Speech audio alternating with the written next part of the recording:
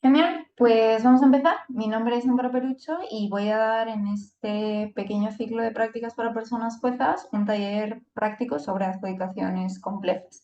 Antes de empezar, os voy a dar un poco de contexto. Desde mi experiencia, fundamentalmente he sido persona jueza independiente en múltiples CMUs y luego en torneos como online sobre todo. Y más allá de eso, pues me he tenido que enfrentar muchas veces a adjudicaciones donde no es verdaderamente claro cuál es no necesariamente nuestro rol como persona jueza, pero sí más bien cómo lidiar con el debate al que nos estamos enfrentando. Entonces, lo primero que vamos a hacer es entender un poco de dónde viene esta sensación de es una adjudicación compleja. En mi experiencia se da sobre todo alrededor de que debate es un ejercicio que no es un juego matemático, sino que es un ejercicio de interpretación. Esto lo decía Juanita en su taller cuando hablaba un poco de los principios del jueceo y luego cuando en el taller de Diego se hablaba de diferentes formas de ver lo que entendemos por igual, lo que no, los diseños en encuadres en SATS, que es que en última instancia hacemos un ejercicio activo cuando nosotros estamos escuchando en los debates en los cuales tenemos que tomar decisiones. Hay momentos en los que es bastante fácil tomar decisiones porque bajo criterios de plausibilidad e importancia el debate es bastante claro. Por ejemplo, un equipo ha aprobado impactos que son importantes y otro equipo no ha aprobado impactos. Probar un impacto en plausibilidad tiende a posicionar al equipo como un caso más persuasivo que tener ideas que pueden ser potencialmente muy importantes, pero que nunca están aterrizadas lógicamente como razonablemente probadas.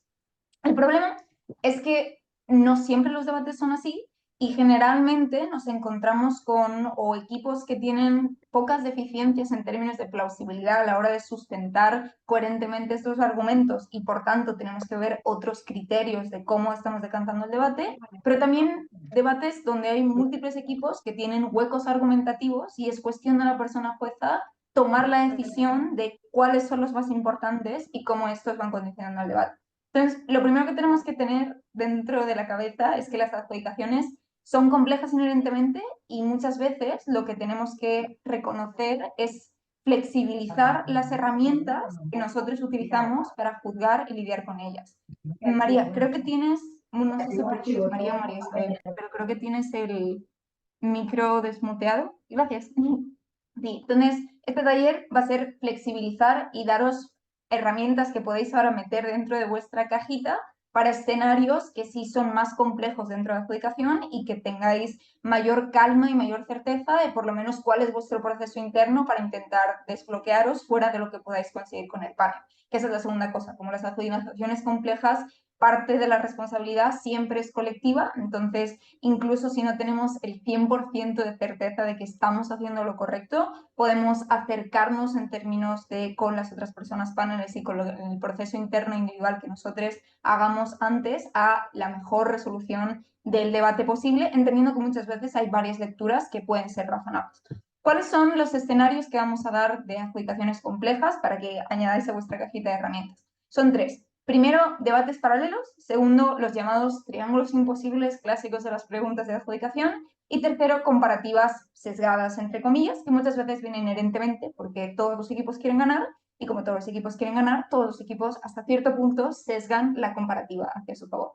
Vamos al primero, debates paralelos. Ok, ¿cómo podemos o cómo entendemos los debates paralelos? El problema de los debates paralelos es que no hay un involucramiento entre lo que explícitamente tienden a priorizar los equipos entre las diferentes cargas de la prueba de la moción. Equipo A prueba un impacto sobre un actor, equipo B prueba un impacto sobre otro actor y no hay una relación clara entre ellos explícitamente que nos haga entender por qué uno es más importante que otro, entendiendo el mejor escenario donde ambos están probados. Entonces aquí lo primero que tenemos que preguntaros, y es la primera pregunta que yo os hago como para que empecéis a interactuar conmigo de la forma en que os sintáis más cómodos, sea por chat y yo leyendo, sea desmuteándoos, ¿por qué como personas juezas creéis que valoramos el involucramiento? ¿Por qué ese criterio lo tenemos en cuenta a la hora de adjudicar?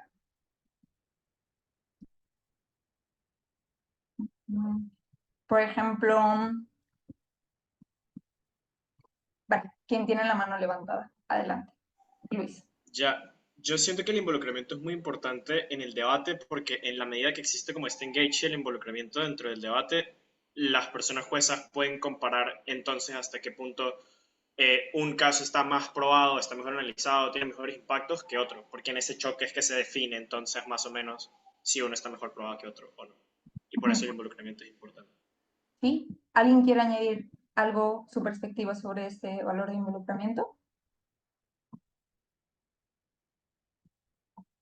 Va, yo añadiría a Luis que creo que al final el involucramiento lo que hace es mostrar de forma clara a la persona jueza dónde están los choques en el debate, dónde están las contenciones. Son contenciones de plausibilidad, donde un equipo refuta la plausibilidad del impacto del otro, son contenciones de importancia donde al interactuar un actor A con actor B o dentro del mismo actor tenemos un mayor grado de daño o un daño más irreversible, un beneficio como más profundo en un lado que en el otro. El involucramiento, cuando los equipos lo hacen, a lo menos, por lo menos desde mi experiencia, es una forma de facilitar esa comparación que ya como personas juezas inherentemente tenemos que hacer en el debate.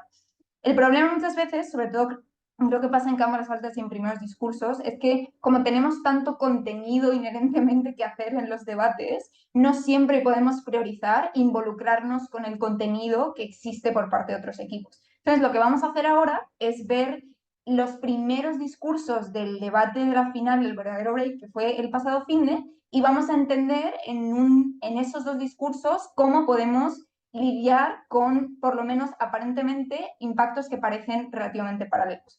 Entonces, vamos a verlo. En teoría yo lo tengo puesto a por 1,25, pero lo puedo bajar si queréis a el 1, si, pues como si hay alguien, cualquier persona que no lo está pispando. Pero si no, pues lo tenemos en 1,25. Avisadme por el chat o levantad la mano si queréis que lo baje al 1, pero yo lo he escuchado varias veces en 1,25 y debería estar bien. Si no, lo bajo. Ok, ¿ready? Voy a asumir. 3, 2, 1, ok. Oye. Me pongo el timer y empiezo.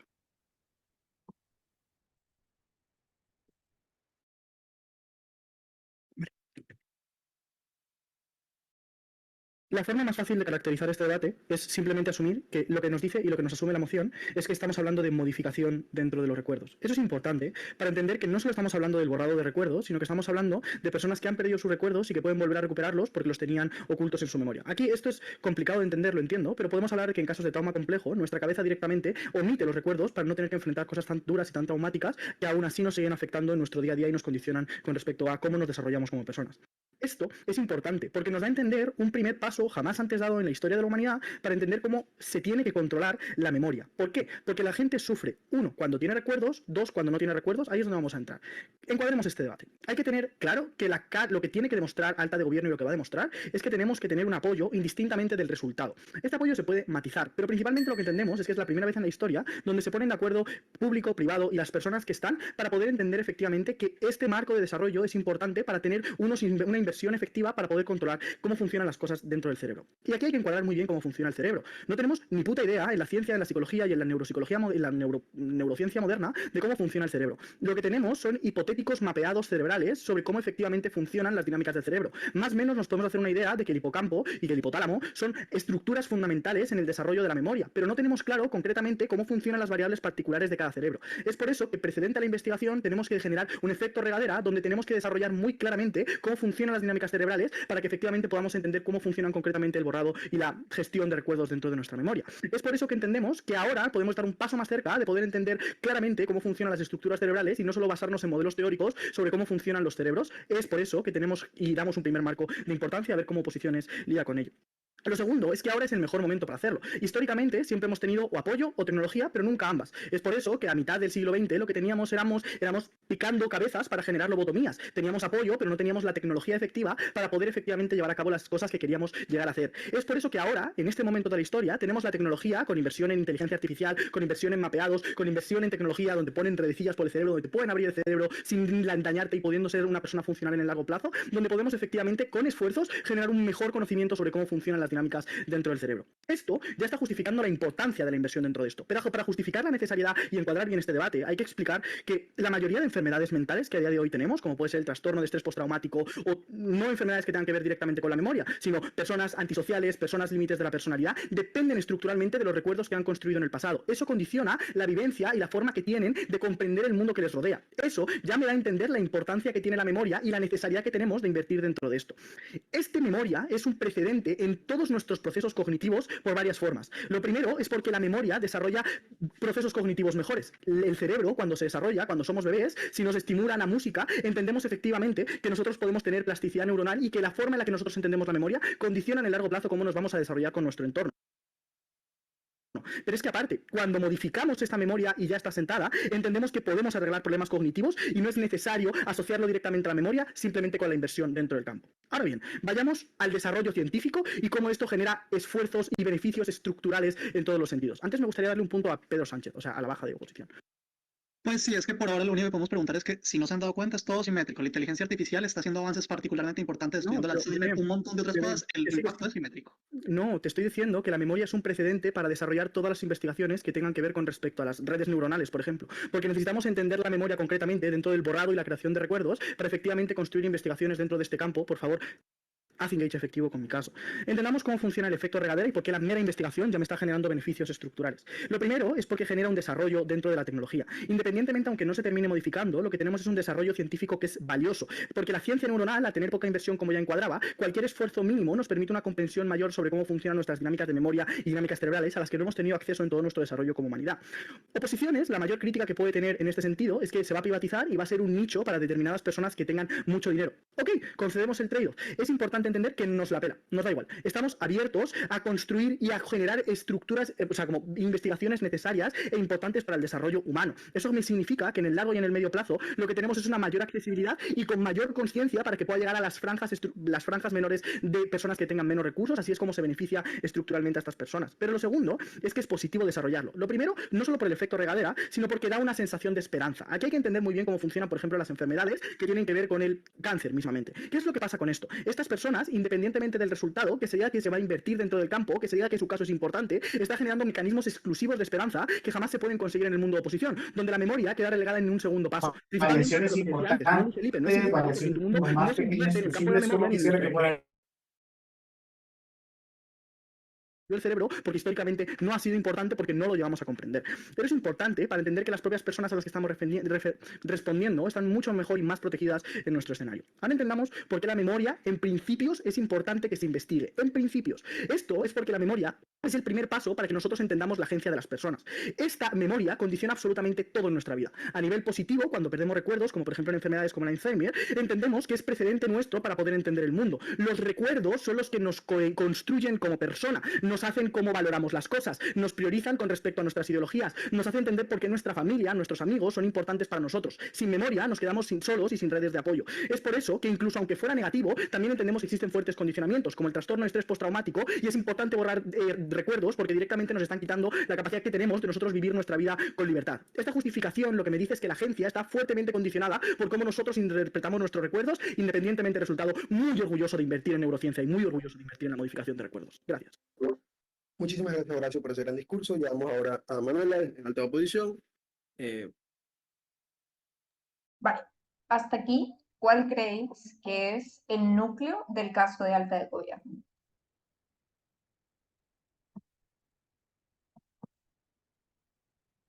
Voy a ir a los participantes y voy a seleccionar completamente a voleo. Por ejemplo, Gemma, ¿cuál crees que es el caso de alta de gobierno, el núcleo del caso?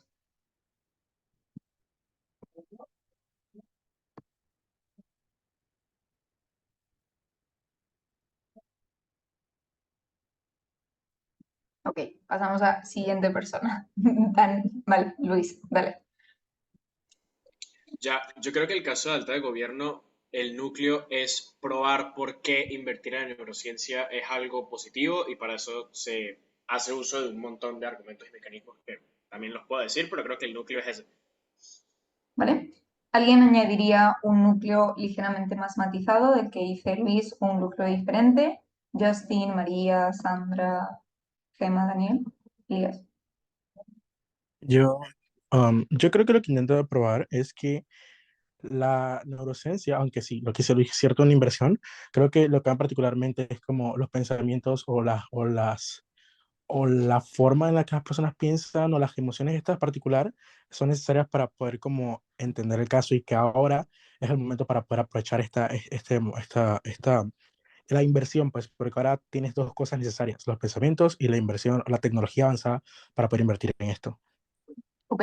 Entonces, podríamos deducir de ahí cuál es el foco alrededor de a quién afecta o qué estamos realmente consiguiendo con esta inversión. Estamos hablando de un impacto que es mucho más macro en términos de aprendizaje, en términos de ciencia, en términos de efecto chorreo, como lo estemos llamando, y particularizado a las personas, por lo menos que hasta ahora mismo nombran, que tienen PTSD y que tienen un peso un poquito más grande a la memoria de lo que a lo mejor pueden existir en otros procesos o en otras personas que también sí son importantes, ¿no? Entonces, entendemos aquí que hay un plano fundamentalmente de colectividad y una particularidad dentro de X actor, si bien puede aplicar a otros actores, no de forma tan profunda. Vamos ahora a ver el primer discurso de Alda de oposición. Vamos a hacer lo mismo que hemos hecho con este primer discurso y vamos a compararlos. Para que su discurso, you're here.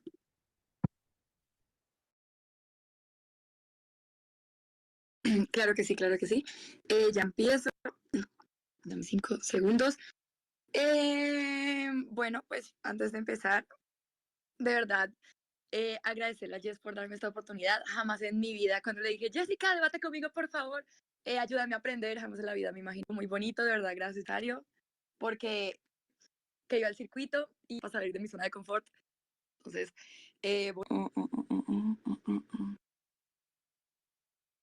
okay. Listo. Voy a empezar en... Déjenme, que se me perdió el reloj. Voy a empezar en 3, 2, 1. Nadie ha muerto de un corazón roto, perdonar es liberar, perdonar es aprender, pero para perdonar se debe saber y entender, si se olvida jamás perdonaré, jamás seré libre, jamás aprenderé.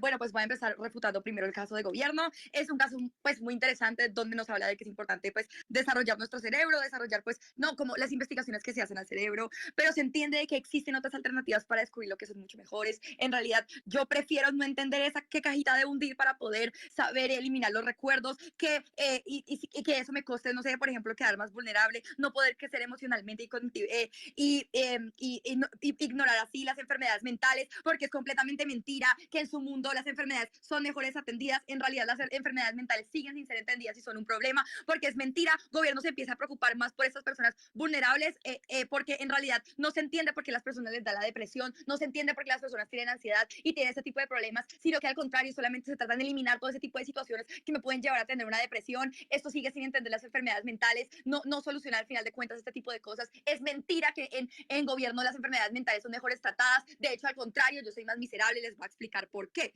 Pues voy a caracterizar un poquito muy rápido. Esto significa que es en gasto público, en privado, donde no solo los recursos, sino también se mantiene tiempo. Y esto es directamente relacionado con el desarrollo, porque pues muchos actores deben estar interesados para que se empiece a desarrollar. Las personas que tengan recuerdos traumáticos van a pedirle gritos diciéndole, por favor, quiero olvidar este tipo de cosas. Nosotros nos oponemos a la creación, pero también nos oponemos a que las personas lo usen en sí en cualquier escenario, porque esto es precedente lógico. Si ni siquiera le demos utilidad y pensamos que es mucho peor, al final de cuentas no deberían ni siquiera desarrollarlo. Entonces les voy a explicar por qué en mi lado de la casa hay mejor superación del trauma en nuestro lado. En realidad, las personas que quieren olvidar cosas graves, es probable que las usen. Obviamente yo no voy a decir, no, me tropecé hoy, voy a ir a esta máquina para olvidar que me tropecé hoy. Eso aumentaría las habilidades negativas. Se entiende que es probable que estas personas no lo utilicen todo el tiempo, pero sigue siendo igual de perjudicial, porque uno, modificar es olvidar, le quitas a esas personas la posibilidad de pasar por el proceso de superación, y esto genera mucho tipo de cosas. Uno, no desarrollo mi inteligencia social, mi inteligencia emocional y mi inteligencia social, porque esto no te da herramientas así para manejar las situaciones difíciles, porque esto reduce la resiliencia emocional, porque si a mí me suele terminar mi ex y yo nunca aprendí a superar mi ex, yo nunca aprendí a superar una relación amorosa y me siento miserable cada vez que tengo una relación amorosa y tenga que volver a este tipo de máquinas, me hace una persona mucho más vulnerable que al final de cuentas nunca va a crecer emocionalmente. Se me niega la posibilidad de aprendizaje y al final de cuentas esto es malo. ¿Por qué? Porque uno, no me conozco como persona, porque las personas, no sé si una persona me pone cachos y yo me siento como una mierda y yo quiero olvidar que esta persona me puso cachos, al final nunca voy a entender si al final de cuentas los cachos para mí sigue siendo es súper grave, o en realidad la traición para mí es lo grave. No entiendo mis sentimientos, no entiendo por qué me preocupan ese tipo de cosas.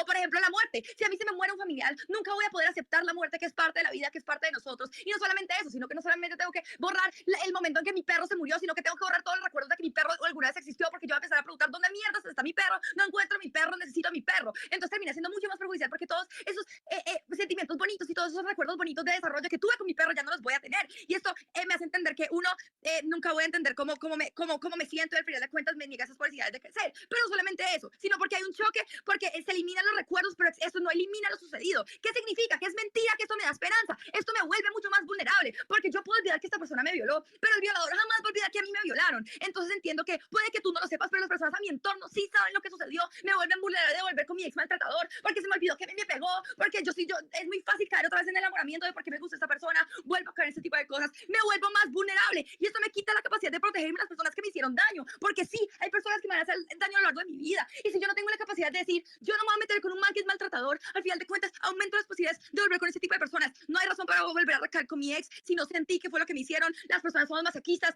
aunque todo el mundo alrededor me diga, tu ex te pegó, si a mí no me pega, yo no recuerdo que a mí me pegó, yo no lo voy a recordar, y al final de cuentas voy a volver con él, y eso termina siendo muy malo. Soy vulnerable a que me vuelvan a hacer lo que me hicieron, eso termina siendo mucho más perjudicial. Antes de eso, voy.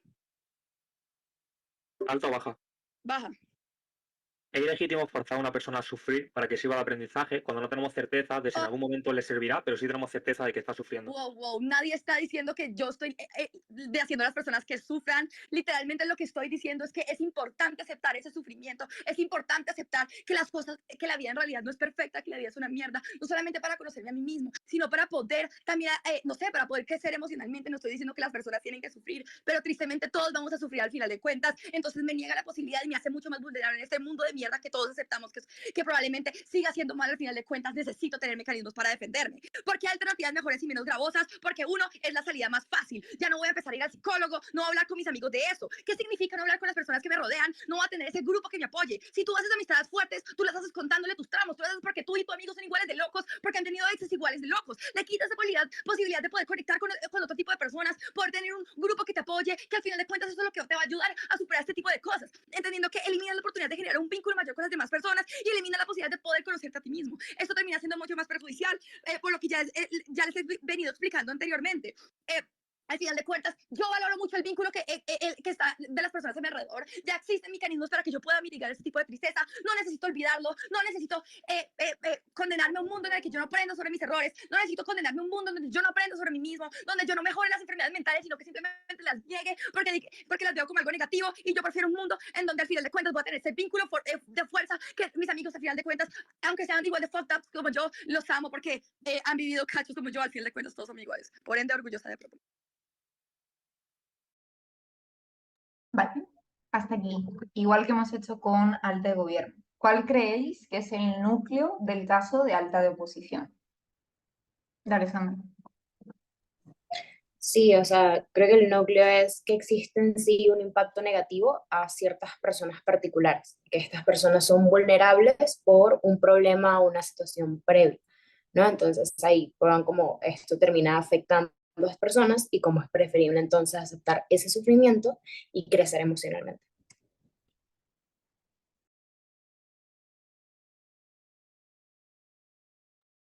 Daniel. Sí, ¿me escuchas? Sí, súper. Bien. Por lo que puedo entender de oposición, pues esta nos trata de explicar cómo las enfermedades, traumas y distintos sucesos negativos son mejores tratados en su mundo debido a la posibilidad de aprendizaje y crecimiento de la persona al aceptar pues esos sucesos y buscar maneras de cómo poder superarlos. También en otra parte nos explicaba cómo la búsqueda de superación de esos mismos problemas te llevan directa o indirectamente a una mejor socialización. Ok, entonces Y aquí, corregidme si veis una versión ligeramente diferente o como con alguna matización, pero el núcleo del caso de alta oposición, pese a hablar en dos momentos, al principio y al final, de los costes que puede plantearse un poco sobre el aprendizaje o el avance que existe en gobierno, se centra fundamentalmente en cómo las personas utilizarán este mecanismo y por tanto accederán a menos aprendizaje con respecto a sus traumas, pero también a exponerse a situaciones en las que son más vulnerables a repetir el error.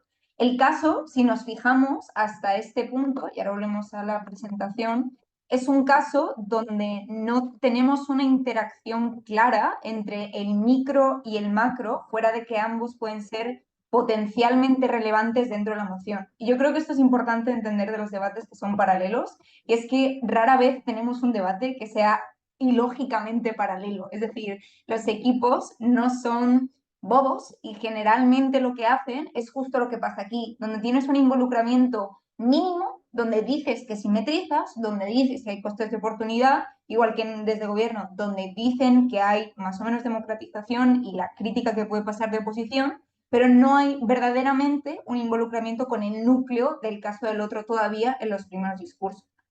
Ambos pueden ser importantes y ambos, dependiendo de cómo de justificados estén y cuánto sustentados estén los impactos, pueden potencialmente ganar el debate o no. Lo que tenemos que imaginar con los debates paralelos es que esta misma dinámica donde el involucramiento existe pero no es convincente porque no aborda o bien en términos de proporcionalmente con las explicaciones que se ha dado de alta de gobierno el por qué si existen alternativas mejores de alta de oposición o por qué existe un beneficio íntegro en la no repetición, un perjuicio íntegro en la no repetición del error que se ha abordado o previsto de alguna forma por el gobierno. Si esto se repite durante todo el debate, lo que nos encontramos es que al final los casos son fundamentalmente del mundo propio, pero nunca en la comparativa con el mundo del otro. Mi consejo en debates paralelos donde esta dinámica se repite es hacernos, estas son mis notas de los discursos, como de la comprensión colectiva a la comprensión individual y los diferentes tipos de desarrollos y claims que existen, es ver dentro de nuestras notas dos preguntas. Primero, ¿cuáles son los supuestos o ideas compartidas que tienen ambos?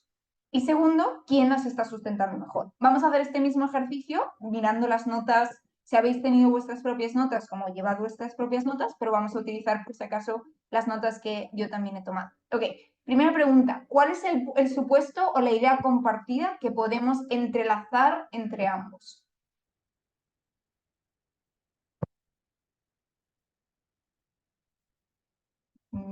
Por ejemplo, María Isabel. ¿Y quiere? Si no, no me entiendo.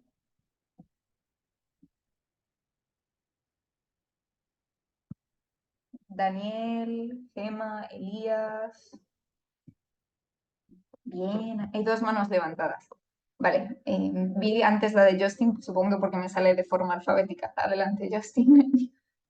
Y ahora voy con... Yo creo que la idea particular que comparten ambas cámaras es la forma de como tratar un trauma en particular, ¿no? Creo que la forma en la que alta de gobierno lo hace es explicando de que hay procesos neurológicos, porque la inversión es necesaria, versus que alta de Opo te dice que la forma de sanar quizás no sea esta. Creo que es como la idea que ambas cámaras comparten. Sandra. Sí, creo que lo único que agregaría es como que el impacto que generan en esas personas, tanto en la colectividad como en ese grupo de personas. O sea, por parte de alta de gobierno te plantean cómo eso va a dar una especie de bienestar, pero a su vez esperanza y confort para esas personas. Y por alta de oposición plantean cómo ese bienestar no se da y cómo realmente no existe una esperanza, sino a su vez una desesperanza frente a este grupo. Y es como preferible plantear ese bienestar en cuanto a un crecimiento emocional.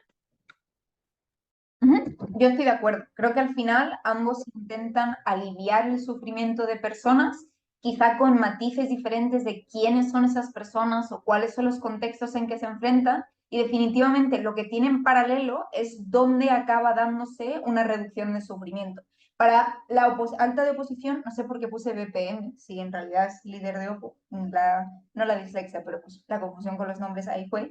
Pero para lideresa de oposición, en este caso, la reducción de sufrimiento es a posteriori de la aplicación. Y para la persona que ejerce de PM es con respecto a previamente a que tú apliques o no apliques esta medida, cómo se genera una esperanza por la posibilidad de poder cambiar o no los recuerdos, como cambiar, borrar y todas estas fantasías, los recuerdos que hay dentro de las personas. Entonces, el núcleo compartido y el involucramiento implícito con el cual podemos desbloquear el debate paralelo es reconociendo justamente quién prueba mejor que las personas sufren menos, incluso si hay matices de diferentes personas, diferentes contextos. Ese es el thread que los une a alta de gobierno y alta de OPO, por lo menos en los discursos. Entonces vamos a la segunda pregunta, que es la más importante una vez detectamos cuál es el involucramiento implícito, y es ¿quién está sustentando mejor que existe mayor o menor sufrimiento?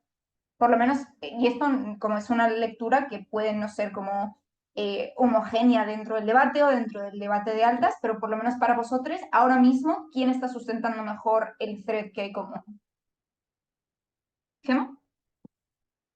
Bueno, yo creo que realmente extender o sea, como le ha hecho oposición, que simplemente ha dicho, ok, la vida siempre te va a resultar traumática, es un tanto como exagerado y siento que se está compartiendo mejor la idea de la postura de gobierno, porque el gobierno sí te mecaniza de manera adecuada por qué y por qué no sucede.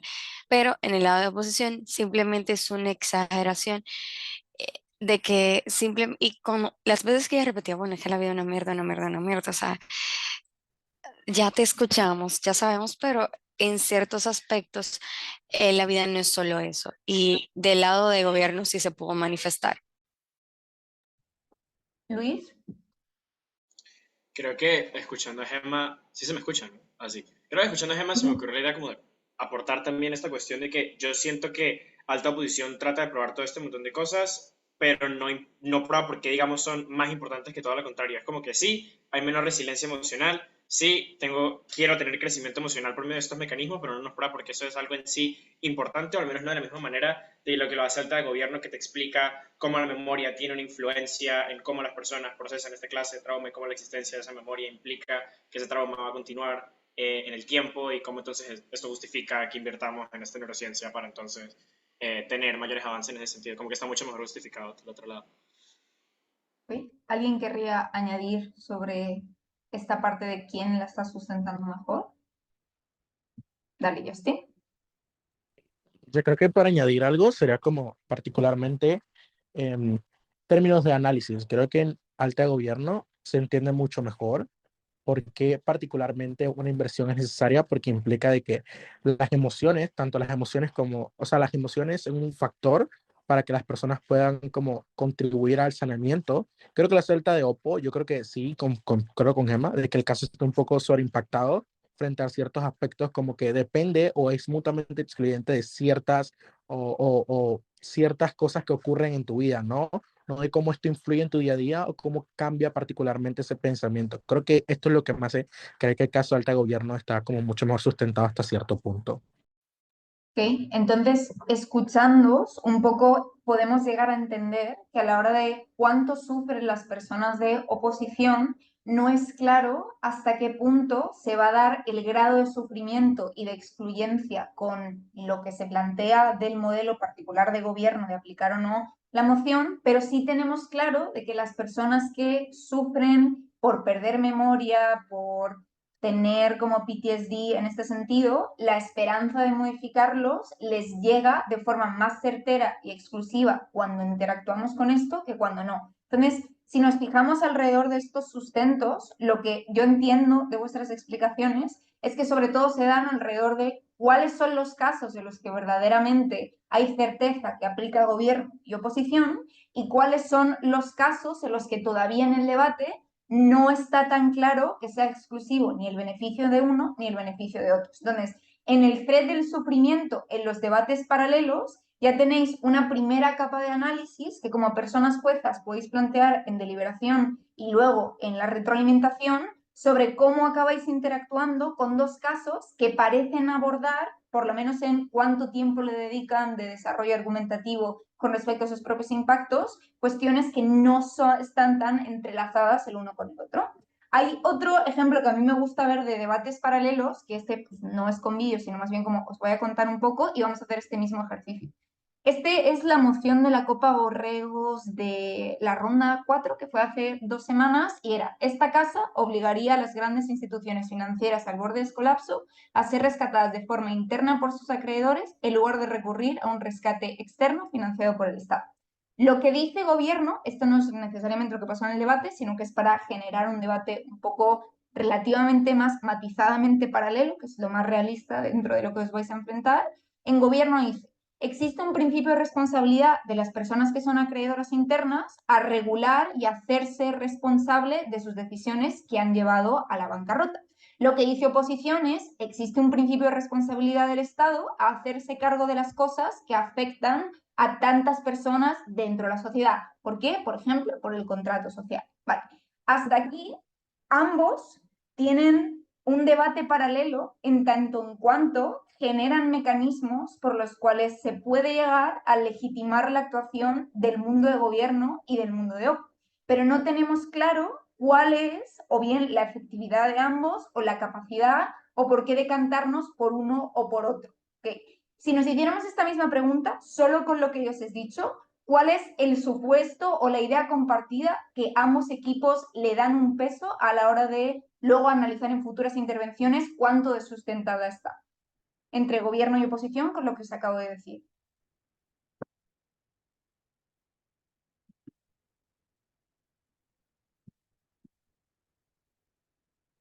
Por ejemplo, Luis. Disculpa, ¿me puedes repetir la pregunta? Sí, con lo que os acabo de decir, de lo que dice Gobierno y lo que dice oposición, de Gobierno dice las personas acreedoras son las que son responsables en tanto en cuanto son las que han llevado a la bancarrota, entonces deberían ser ellas las que se hacen cargo, y en oposición el Estado debería hacerse cargo porque que te vayas a la bancarrota afecta a una gran parte de la sociedad. ¿Cuál es el supuesto o la idea compartida entre ambos para que podamos empezar lo mismo, a crear conexiones de involucramiento, incluso si es implícito? Entre las ideas que me acabas de proponer, yo las conectaría desde la idea de que ambas bancadas entienden que la bancarrota es un problema y que tiene afectaciones, por un lado, individualmente, y por otro lado, a nivel de la sociedad. Creo que entonces la manera de juzgar eso es entonces quién prueba que, o qué cámara prueba un impacto más relevante o más importante en relación a las afectaciones que tiene la bancarrota, ya sea a nivel individual o general de la sociedad. ¿Alguien quiere aprobar, no, aportar sobre como este ejercicio? Dale.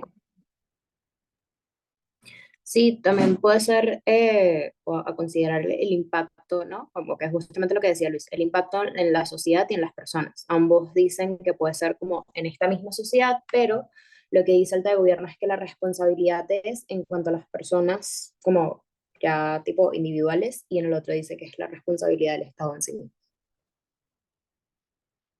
¿Sí? ¿Alguien quiere aportar algo más? Vale. Sí, para mí esto último que dice Sandra es lo más importante, porque ambos prueban un ejercicio de responsabilidad en tanto en cuanto alguien o algo tiene que hacerse cargo de esto. Entonces, lo que vamos a medir es el sustento alrededor de cómo diferentes actores demuestran no solo la legitimidad de ser responsables, que con los enunciados puede ser razonable en ambos lados, sino dentro de esa legitimidad quien tiene o bien los mejores usos porque tiene mejores mecanismos, o bien quien ataca los problemas mayores de raíz, o quien soluciona más lo que vosotros decíais, los impactos de esa bancarrota. Entonces, el thread común de la responsabilidad, en este caso concreto, sabemos que lo que nos tenemos que fijar es, ahora que existe de gobierno y oposición una necesidad de actuación, quién sustenta mejor, que es el actor particular, aquel por el cual que tenemos que decantarnos para generar el modelo de gobierno o el modelo de oposición, ¿no? Entonces, yo creo que estas dos preguntas son súper útiles constantemente de hacérselas cuando tengáis algún tipo de duda en los debates paralelos, reconociendo también la nomenclatura que los mismos equipos utilizan. O sea, sí es relativamente común que en salas donde al final los equipos ya se han visto varias veces, como se conocen los unos a los otros, acaban utilizando palabras con las cuales interactúan, como que yo diga legitimidad o principio de legitimidad, me es absolutamente igual, que hable de la moralidad o que hable de la justicia, muchas veces, incluso si son conceptualmente diferentes, como están entrelazados, y podéis acabar viendo en el juego que dan los mismos debatientes y las mismas debatientes el cómo se están conectando los supuestos y las ideas compartidas. De los debates paralelos, mi mayor consejo es eso, como pensar en el involucramiento y haceros estas dos preguntas para ir sacando capas, porque si lo podéis hacer con los primeros discursos, lo podéis hacer con el resto de discursos, sobre todo cuando los segundos tienen una necesidad generalmente mucho más fuerte de involucrarse. ¿Tenéis un poquito más de claridad con respecto a debates paralelos? ¿Hay algo que queráis que toquemos, que no? ¿Alguna duda, algún caso particular? Si no, pasamos al siguiente escenario. Va. Súper, pues pasamos al siguiente escenario. Es mi favorito conceptualmente, pero el mayor dolor de cabeza creo que probablemente de las personas juezas cuando lo vemos en exámenes. Son los mágicos triángulos imposibles, ¿no? En los triángulos imposibles, para quienes no hayáis tenido la fortuna de no enfrentaros a ellos, es cuando existen diferentes posicionamientos entre las personas del panel que hacen que se generen, si tú votaras las comparativas, equipos que ganan 2 comparativas. A lo mejor hay un equipo que pierde todas, pero tienes 3 equipos que ganan 2, o un equipo que gana todas las comparativas, pero luego tienes 3 equipos que pierden o ganan como el mismo número de comparativas. Como el punto de un triángulo es que si yo hago el ejercicio ideal de deliberación, incluso si yo no tengo un resultado unánime, me sale un bloqueo, porque no puedo poner 3 primeros ni puedo poner 3 cuartos, como no puede funcionar así el debate. Entonces, el problema, y generalmente por la experiencia, la forma en que yo empiezo a ver los debates con los triángulos imposibles, es buscar cuál es el elemento determinante, entendiendo cuáles son los elementos que nosotros vamos a utilizar y sobre los que vamos a tomar decisiones activas en nuestro ejercicio de jueceo para determinar lo que es más relevante y lo que es importante en última instancia que los equipos prueben y cuánto de probado está lo que quieren probar. En términos prácticos, si pensamos debate, a lo mejor esto es como algo súper obvio, pero a mí me costó mucho tiempo darme cuenta. Los triángulos imposibles se van generando conforme más incertidumbre tienes dentro de tus propios criterios. Entonces, la manera por decirlo así, desbloquear estas incertidumbres es generalmente comprometerte con un ejercicio activo de jueceo de forma cronológica. Porque si lo pensamos, los triángulos imposibles no pueden existir si no hay comparativas de bancadas. Da igual la configuración que sea, siempre hay una comparativa de bancada, como me da igual que sea alta si baja de gobierno, baja si alta de OPO, me da exacta y remotamente igual. Entonces, lo que vamos a hacer ahora es, en el caso de la final del verdadero break, vamos a comprometernos con buscar cuál es el elemento determinante que va a desencadenar el debate. Porque dependiendo de lo que entendamos como el elemento determinante, por consistencia luego con el resto de comparativas, puede cambiar completamente la manera en que nosotros gestionamos nuestro call y por tanto luego la manera en que cuando hablamos con otras personas tenemos herramientas para convencer de que es nuestro elemento determinante o dejarnos convencer si hay otros elementos determinantes que son igual de razonables y que genuinamente nos convencen dentro de la liberación. Entonces, vamos a hacer lo mismo, vamos a hacer alta de gobierno y alta de OPO, los segundos discursos, donde aquí hay un involucramiento como más claro y vamos a comprometernos con buscar el elemento determinante. Si lo encontramos, cualquier triángulo imposible se puede disolver teóricamente, ¿no? Entonces, vamos a esto. Voy a seguirlo en 1×25, igual que he puesto antes. Por favor, si alguien dice bajémosle 3, le bajamos. Pero si no, ahí está. Muchísimas gracias, Manuela, por ese discurso. Llamamos ahora a Adrián para su discurso. Here. Hola, ¿me confirman que me escuchan? ¿Y que me ven? Se te escucha. Qué bonito. También oración, espero que estén viendo. Esto va a estar divertido. Pero bueno. A ver. Bueno. Voy a empezar en 3, 2, 1. Panel, yo quiero ser extremadamente enfático en que la moción dice apoyar el desarrollo de la tecnología. Quiere decir que saltar a las consecuencias de cuando la tecnología ya está desarrollada implica que existe un gap gigantesco. Noten que el engagement que hace el primer gobierno con nuestro caso es nulo. Nos parece que tienen un hueco gigantesco de depender que la tecnología ya está desarrollada, está al alcance de todos, está democratizada, y creemos que el debate más fuerte es justo lo que nosotros les trajimos con Horacio. El desarrollo en sí mismo ya trae beneficios. Nosotros comprobarles que el desarrollo, incluso si la tecnología no llega a ser democratizada o no llega a liberarse a todo el mundo, ya trae beneficios, es suficiente para ganar, porque eso es lo más importante, que el desarrollo en abstracto de la tecnología de modificación retentiva, que ya les explicamos que, ojo, no solo es borrar tu memoria, es también, por ejemplo, tener la capacidad de retornar tu memoria o tener la capacidad de modificar, que esto implica que el humano llega a aprender cómo funciona el cerebro, cómo funcionan los espacios de memoria acá. Eso ya tiene un beneficio indistinto de cualquier otra cosa, no hay otra mejor alternativa para hacerlo, y este es el momento. Entonces, primera respuesta para sacar a caso el primer gobierno, noten que su análisis de mejor superación de trauma, 1, es dependiente de la precondición del desarrollo, pero 2,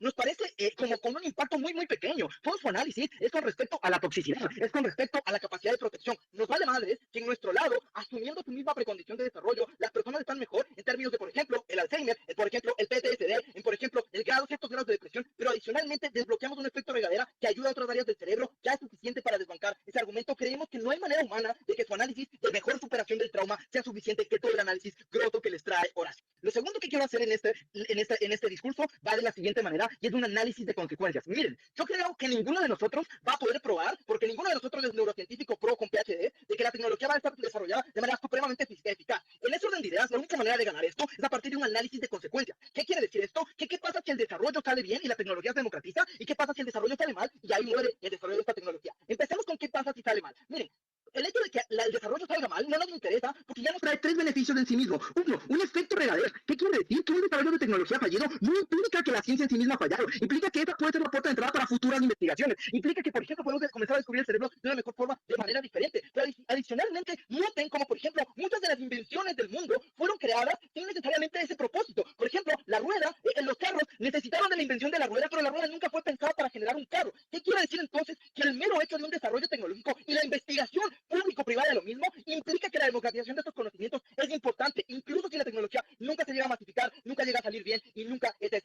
El aporte científico ya es un beneficio per se. Analicemos el escenario en donde todo sale bien y en donde por obra y gracia del Señor Jesucristo la tecnología se democratiza, se desarrolla de forma particular, privada y pública. Hay 3 beneficios fundamentales que ya les hemos explicado. 1, esto sí que puede ser una puerta de entrada a solución a problemas muy interesantes. Miren, ignoraron a Horacio cuando Horacio les explicó cómo literalmente todos los putos problemas del cerebro dependen de la memoria. No solo el hecho de querer olvidar o querer recordar, sino, por ejemplo, tus traumas, tu depresión depende de la memoria, tus procesos cognitivos dependen de la memoria. ¿Qué quiere decir? Que si esto sale bien, es la puerta de entrada a futuras investigaciones o a solución de problemas muchísimos mejores cosas. Pero no solo eso no se queda ahí. Nuestro análisis es que el desarrollo de la tecnología es muy probable que haga que nosotros podamos abrir una caja negra dentro del cerebro y podamos investigar esto mucho más. Si es que Luis Felipe va a venir y decir, la inteligencia artificial lo puede hacer, eso es bullshit. Esta es la única manera en donde nos juntamos literalmente las 3 precondiciones que les dijo Horacio, que es el desarrollo científico, la tecnología y el apoyo público-privado, que quiere decir que el beneficio en sí mismo ya está. Pero segundo, ¿cuáles son los beneficios intrínsecos de esta tecnología ahondando el campo del desarrollo? Hay 2 cosas. 1, el margen de agencia que esto le otorga a las personas. Miren, si la tecnología funciona y yo puedo decidir si quiero recordar o borrar algo, quiere decir que el grado de agencia al que yo estoy enfrentado es muchísimo mejor. Esta idea de no voy a poder superar mis traumas y voy a usar la máquina cuando quiera, no me importa, porque la agencia en sí misma ya es valiosa. Si alguien está sufriendo, creemos que el sufrimiento no se justifica y que por lo tanto que existe la máquina ya genera un bien en sí mismo. Esto no genera un perjuicio para ninguno. Pero segundo, noten que esto ya es la puerta de entrada para la solución de problemas cognitivos a posteriori. Creo que los beneficios innatos de la tecnología cuando se desarrolla implica que las personas pueden acceder a procesos que antes no podían, implican que ahora, por ejemplo, podemos entender la mejor forma del cerebro, pero también podemos replicar ese tipo de cosas de manera muy positiva. Lo tercero que quiero hacer en este discurso es mostrarles por qué toda esta serie de beneficios solo se consiguen desarrollando la tecnología de modificación retentiva y no con otras cosas. Lo primero es que ya les hemos explicado por qué el cerebro y la manera de entenderlo es muy compleja y la memoria es la forma más accesible que tenemos. No me basta con hacer un escáner de IA, necesito que esta inversión público-privada esté enfocada en el desarrollo de esta tecnología, porque cuando desbloqueamos los procesos de memoria y retentiva es cuando podemos enlazar las cosas a futuro de mejor forma. Pero noten que sin este desarrollo enfocado no podríamos hacerlo, creemos que solo por eso se soluciona de mejor forma en mi lado. Lo último que voy a hacer es posicionar esto como lo más relevante del debate sin antes darle un punto a la baja. Creo que las malas decisiones y la pérdida de autonomía que le puede suponer esto sobrepasa con creces el margen de investigación que le estás dando a esto. A ver, lo que no Luis Felipe, eso es precondicionante al desarrollo en sí mismo. Pero no, si es que eso fuera cierto, las malas decisiones que yo puedo tomar, por ejemplo, sobre mi iPad y vender contenido ilegal o entrar a la dark web, un bloqueo para que la tecnología en sí misma sea valiosa. Nos parece extremadamente cobarde que porque hay un poquito de personas que lo usen mal, todo esto debería ser bloqueado a nivel tecnológico. Ya tuvimos una época así, en la época oscura de la Edad Media, nos dimos cuenta que bloquear el avance tecnológico para nada funciona. Miren, lo más importante de este debate es enfocarse en el desarrollo de la tecnología. No en cómo dar saltos gigantes a que esta ya funciona o no funciona, sino por qué en sí mismo el desarrollo me trae beneficios. 3 razones entonces de por qué esto es lo más relevante del debate. 1, porque es el precondicionamiento para poder desbloquear cualquier beneficio futuro. 2, porque es lo único que abre posibilidades de investigación que generan efectos regadera. Pero 3, porque es independiente del resultado. Para que el debate entero o las oposiciones quieran ganar, tienen que probar efectividad en su lado. No creo que puedan hacerlo porque es genuinamente especulativo. Lo único cierto en este debate es el beneficio del desarrollo. No hay forma humana de que el primer gobierno no se lleve este debate si es que el resto de cámaras no quiere hacer engage. Muy orgulloso de proponer.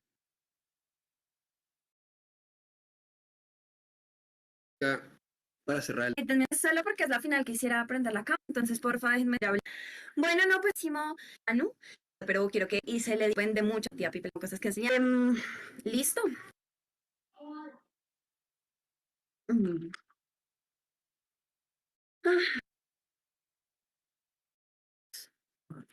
Ya, listo. Vale. 3, 2, 1. Ya.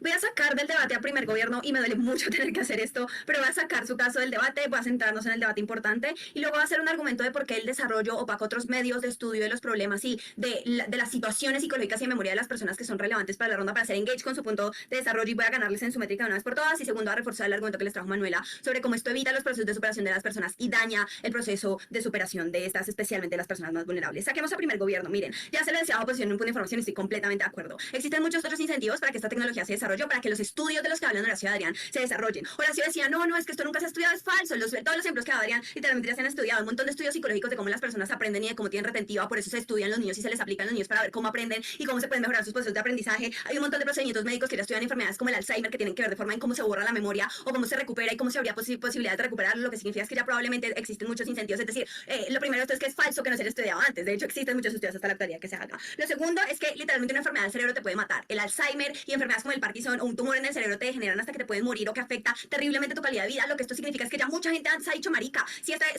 si los médicos o el Estado no tienen algo que diga, hey, ¿cómo carajos se me cura esta vaina del cerebro? Entonces es probable que yo me muera. Pues ya existe o ya existió en el pasado presión a los estados y a los médicos y a todo el mundo y a los científicos para desarrollar este tipo de estudios. Pero lo tercero, porque constantemente, como bien decía bajo oposición, ya existen cosas que estudian el pensamiento, la forma en la que recuerdan las personas. La inteligencia artificial está basada en procesos de pensamiento de las personas, en cómo tomas decisiones, en cómo recuerdas las cosas, en cómo regresas atrás. Todas estas cosas ya existen. El problema y su carga la prueba era probar por qué preferimos el desarrollo de algo que está especialmente diseñado para borrar los recuerdos. Lo primero es que la conclusión de mi refutación es que sus beneficios son inexclusivos, pero lo segundo voy a mostrarles en la comparativa si es que su caso y si el panel considera que su caso tiene sentido, porque el desarrollo de esta tecnología en específico diseñada para borrar recuerdos es terrible y genera perjuicios tremendos. Lo primero es que miren, en la mayoría de los casos donde los estados son relativamente normales, los estados también tienen incentivos electorales. Si esta vaina se sigue desarrollando, es muy probable que los estados tengan la capacidad de, por ejemplo, de poner esto en centros médicos públicos, de usarlo en tiempos de elecciones y de modificar literalmente lo que piensan las personas y cómo recuerdan las cosas. Si yo fui un terrible gobernante antes, puedo lograr que la gente borre lo que tiene que, borre lo que me odiaba y entonces empiece o manipular la forma en la que piensan. Creemos que ese perjuicio es terrible. Lo segundo, literalmente los privados pueden abusar de esto de forma que podamos olvidar las cosas terribles que hacen y que no podamos hacer un contrapeso a ellos. Creemos que darles este poder a los privados es terrible. Y lo último, lo lamento, es el peor escenario, pero es un escenario real y que existe. Vivimos en un mundo de gobiernos dictatoriales que literalmente lastiman minorías y manipulan a las poblaciones. Esto es un arma terrible para que los estados puedan manipular lo que piensan las personas, manipularlas a su favor, borrarle la memoria de las cosas malas que hicieron. Literalmente puede haber genocidiado a toda una población y yo a través de esta tecnología puedo hacer que lo olvides. Si es que en su lado la que es el desarrollo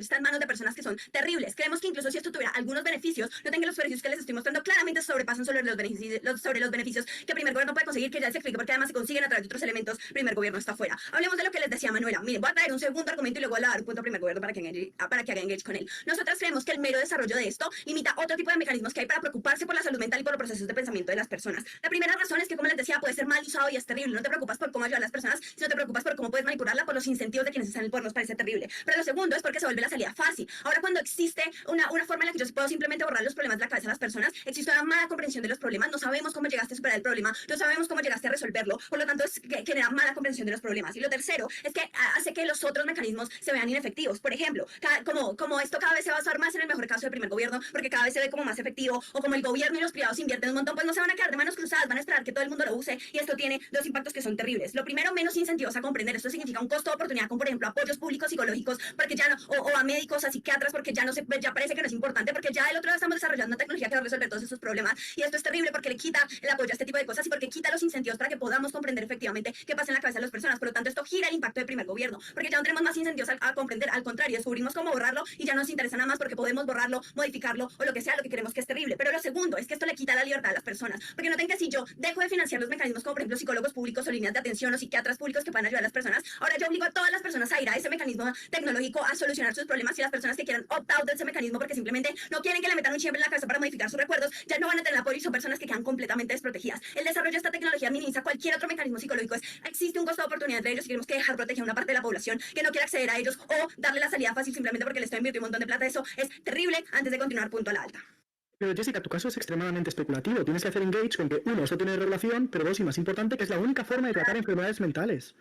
No, Horacio, o sea, a ver, que haya regulación era algo que ustedes tenían que probar, no lo hicieron, por eso estoy sacando los mecanismos. Quien está probando el mal uso que se le va a dar soy yo, ustedes, pues lo siento, no lo hicieron. Miren, hablemos de la brecha que había en nuestro caso, que era lo que decía Adrián, que como desarrollo no traduce en uso. Manuel hace un buen encuadre que definitivamente Adrián decidió ignorar. Creemos que el Estado y los privados inviertan un montón de plata no va a significar que se quedan de manos cruzados. Obviamente ellos tienen un montón de mecanismos de publicidad y de mecanismos oficiales para que tú lo uses, por lo tanto desarrollo también se traduce en uso. Lo segundo, porque probablemente va a ser un boom mediático, y lo tercero, porque va a haber presión social, porque hay gente que sufre y porque la gente lo va a querer usar. Esto significa que este debate también se trata de uso. Expliquemos por qué ganamos en ese punto del uso. Miren, Manuel ayer se explicaba las falencias de por qué cuando uso este proceso me salto un montón de cosas que no me permiten a mí el desarrollo personal. En la comparativa tenemos mecanismos que son estructurales y que son menos gravosos. Por ejemplo, el Estado ya reconoce que las personas que viven situaciones traumáticas necesitan ayuda, por lo tanto les brindan, por ejemplo, psicólogos de emergencia o las ponen en programas de especial protección para ayudarlos. Lo segundo, ya existen mecanismos psicológicos accesibles como las líneas de atención o los psicólogos de las como entidades de salud públicas que definitivamente los ayudan. Y lo tercero, los círculos de apoyo que tienen las personas para ayudarse en esto. Estos son excluyentes con la máquina, porque una vez encontramos una forma de saltarnos el proceso, entonces es mucho más fácil ir a la máquina que ir a los procesos de superación de estos problemas. Baja el gobierno le pregunta a Manuela si creemos que es legítimo poner a sufrir a las personas. Y la respuesta es sí, y esta es mi ponderación final. Miren, sí creemos que es legítimo si es que evitamos un sufrimiento, pero en el futuro. En el futuro las personas que están expuestas, aquí quien las vulneró antes las vulneré después, porque no la pueden evitar. No están preparadas para sufrir otra vulneración y van a sufrir mucho más en el futuro. Por lo tanto, si es que pueden sufrir en el corto plazo, preferimos que no sufran mucho más en el futuro. Muy orgullosas de oponer. Gracias. Muchísimas gracias, Jessica, por ese gran discurso.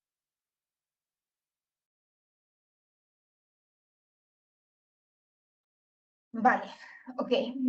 Estos segundos discursos vienen cargados de información, como los primeros. Entonces, vamos a ver ahora, en lugar de preguntarnos en abstracto como cuál es el elemento determinante, que muchas veces es como, ok, vamos a hacernos dos preguntas en específico. De nuevo, estas son como las notas que yo más o menos tomé y he adaptado al Canvas respecto a estas intervenciones. Vamos a hacernos dos preguntas para determinar cuál es ese elemento a través del cual cómo gestionamos el debate de Atlas.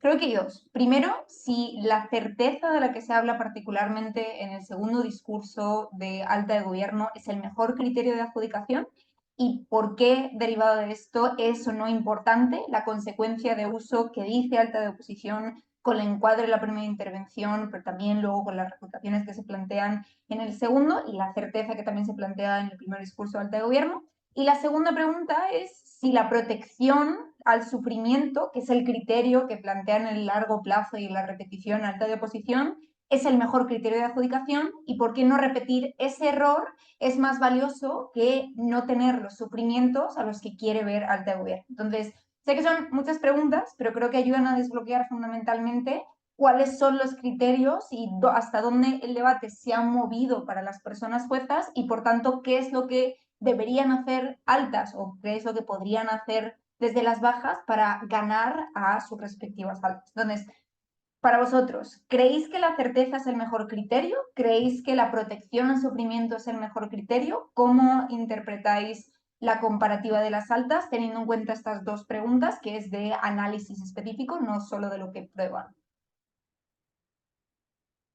Aquí, a ver si hay alguien que tiene más preguntada. Vale, dale, Gemma. Yo creo que aquí realmente, por ejemplo, la cualidad de la protección lleva a la certeza. Realmente no puede existir, no puedo tener certeza sobre algo que no está protegido. Entonces, siento que la protección nos puede alumbrar frente a quizás una deliberación un poco más justa. Porque si yo tengo algo salvaguardado, resguardado, ya sea con un mecanismo legal o con un sistema de protección, ya es algo que me está dando certeza. Primero, que tiene el respaldo popular, o sea, el respaldo de la sociedad. Y segundo, que no me vería afectado en el caso de poderlo utilizar y poderlo llevar a cabo. Y si por X o Y razón me pasa algo, ya yo tengo ese mecanismo que me va a proteger y que me da la certeza de que efectivamente eso sí funciona. Entonces, siento que nosotros deberíamos acercarnos más a la protección, porque la protección al final nos lleva a la certeza. Ok, más personas. Veo Daniel, Justin, Elías, Sandra. ¿Alguien tiene una perspectiva diferente? ¿Quiere aportar sobre esto? Dale, Sandra. O sea, creo que sí puede ser un criterio, pero no sé si el más importante. ¿Por qué? O sea, creo que si ya desde el primer discurso de alta de gobierno te decían como que se podían producir ciertos impactos a una colectividad y eso es como reclamado por parte de alta oposición, creo que, o sea, creo que no se responde de forma correcta en el segundo discurso de alta de gobierno, porque ellos te dicen es que si los efectos, o sea, como que hablar de los efectos después de del apoyo a esta máquina como que no está mal, o sea, está mal en sí mismo, porque el debate es que todo apoyar. Ahí es donde creo que es un punto importante el ver, y creo que lo dice Jessica en su discurso, el hecho de que se produzcan ciertos impactos o ciertos, o sea, que sean certeros ciertas consecuencias a ese apoyo, es justamente importante porque ayuda a determinar si ese apoyo en un principio se debe dar o no. Y creo que entonces es ahí donde la certeza puede jugar un buen papel. Y en cuanto a la protección del sufrimiento, creo que sí puede ser un buen criterio porque ayuda entonces a determinar si esas consecuencias después de ese apoyo y después de la implementación de esta máquina realmente son suficientes como para apoyarlas en un principio y para hacer que sea un error o no y repetirlo o no repetirlo en ese caso. Okay. ¿Alguien más quiere aportar sobre esta?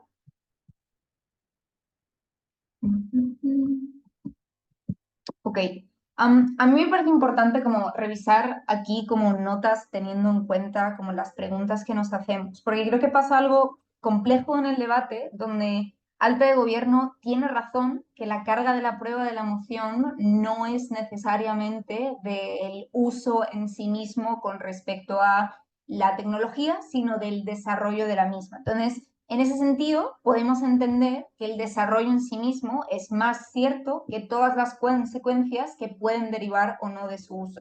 Creo que aquí es donde mirar justo las notas merece la pena porque aquí es donde nos preguntamos, ok, la certeza en última instancia es otra forma de hablar de plausibilidad. Decimos que algo es más certero cuando hay más posibilidades de que en diferentes escenarios se dé el impacto que nosotros queremos, porque los mecanismos pueden ser más estructurales o porque contextualmente justificamos suficientemente que ese impacto es altamente probable. Pero por otro lado, reconocemos que incluso si la carga de la prueba no es necesariamente o exclusivamente bajo la certeza del desarrollo, pueden existir valoraciones prácticas y hasta cierto punto como también morales sobre el sufrimiento y cuánto deberíamos condenar o no a las personas en ello, por los cuales puede ser insuficiente la certeza que se da desde gobierno o suficiente la certeza que se da de la potencial de desarrollo en un largo plazo hacia las siguientes personas. Entonces, aquí en altas sí tenemos que hacernos estas preguntas, porque si yo digo como persona jueza, creo que alta de gobierno no tiene que probar que el uso va a ser bueno y me parece que el preventivo con respecto a si sale mal el aporte científico es suficientemente bueno como para seguir desarrollándolo porque la ciencia en sí misma no es fallida, sino que son casos particulares que son fallidos. Entonces, el desarrollo de alta de oposición, si bien puede ser importante y puede ser efectivo con respecto a por qué el uso puede ser maleable de intereses e incentivos políticos con lo que las personas como estén más desprotegidas, no es el choque más importante si tenemos que el criterio de certeza es por el cual creemos que tiene razón alta de gobierno. Pero si consideramos que el coste de oportunidad que dice alta de oposición está suficientemente probado en la excluyencia de otras alternativas y que en términos prácticos no podemos entender el desarrollo en sí mismo de una tecnología si esta no la podemos en uso, porque en sí mismo no tiene un beneficio de desarrollo si tú no lo aplicas a una persona que sufra más o menos, el debate desde alta de oposición debe estar suficientemente ganado, incluso si no es tan certero cuáles son las personas o cómo o en qué escenarios, en tanto cuanto esta tecnología nunca ha funcionado de momento, en última instancia tienen un impacto. Si nos preguntamos eso, tenemos dos lecturas distintivas del debate, donde ahora sabemos que si baja de gobierno interactúa desde el choque de alta de oposición, podría seguir perdiendo contra su alta, porque en términos de certeza el desarrollo es precondición y tiene una independencia en la aplicación de los sus beneficios. Pero si consideramos que no tiene razón alta de gobierno, el choque desde baja de gobierno que extienda con respecto a por qué se va a aplicar positivamente o por qué las personas van a internalizarlo como para que tengan menores sufrimientos, incluso si es menos certero que lo que dice alta de gobierno, puede ganar el debate. Entonces, bueno, por lo menos ganar o intentar ganar la comparativa con respecto a su alta, y así ya desbloqueamos que no existe una incoherencia entre criterios de cómo estamos exigiendo a la alta, exigiendo a la baja, exigiendo a gobierno y exigiendo a oposición. Entonces, así los triángulos, como cuando los vemos así, ahora ya tenemos bastante claro cuáles son las cosas que pueden ayudar o no ayudar, reconociendo que a lo mejor nos sorprenden los equipos y son capaces de posicionar un caso que no veíamos, por lo menos en el debate, como tan relevante hasta el momento en que ellos mismos lo hacen. Entonces, aquí ya no hay triángulo, porque con baja de OPO tendríamos lo mismo. Si alta de OPO consideramos que prueba suficientemente el coste de oportunidad y que la ponderación con respecto a esta protección futura es lo más importante en términos de impacto en el debate y está suficientemente probado desde alta de oposición, baja de oposición tiene que tener mecanismos o tiene que seguir estrategias pues, como complejas, pero no por ello imposibles, acerca de cómo llegan o a un impacto más importante que el de su alta o a ese mismo impacto de una forma sustancialmente mejor. Incluso si no se involucran con una certeza estructural que dice alta de gobierno, si creemos que la lectura de alta de OPO es la más relevante y es la que en última instancia como nos permea en criterios,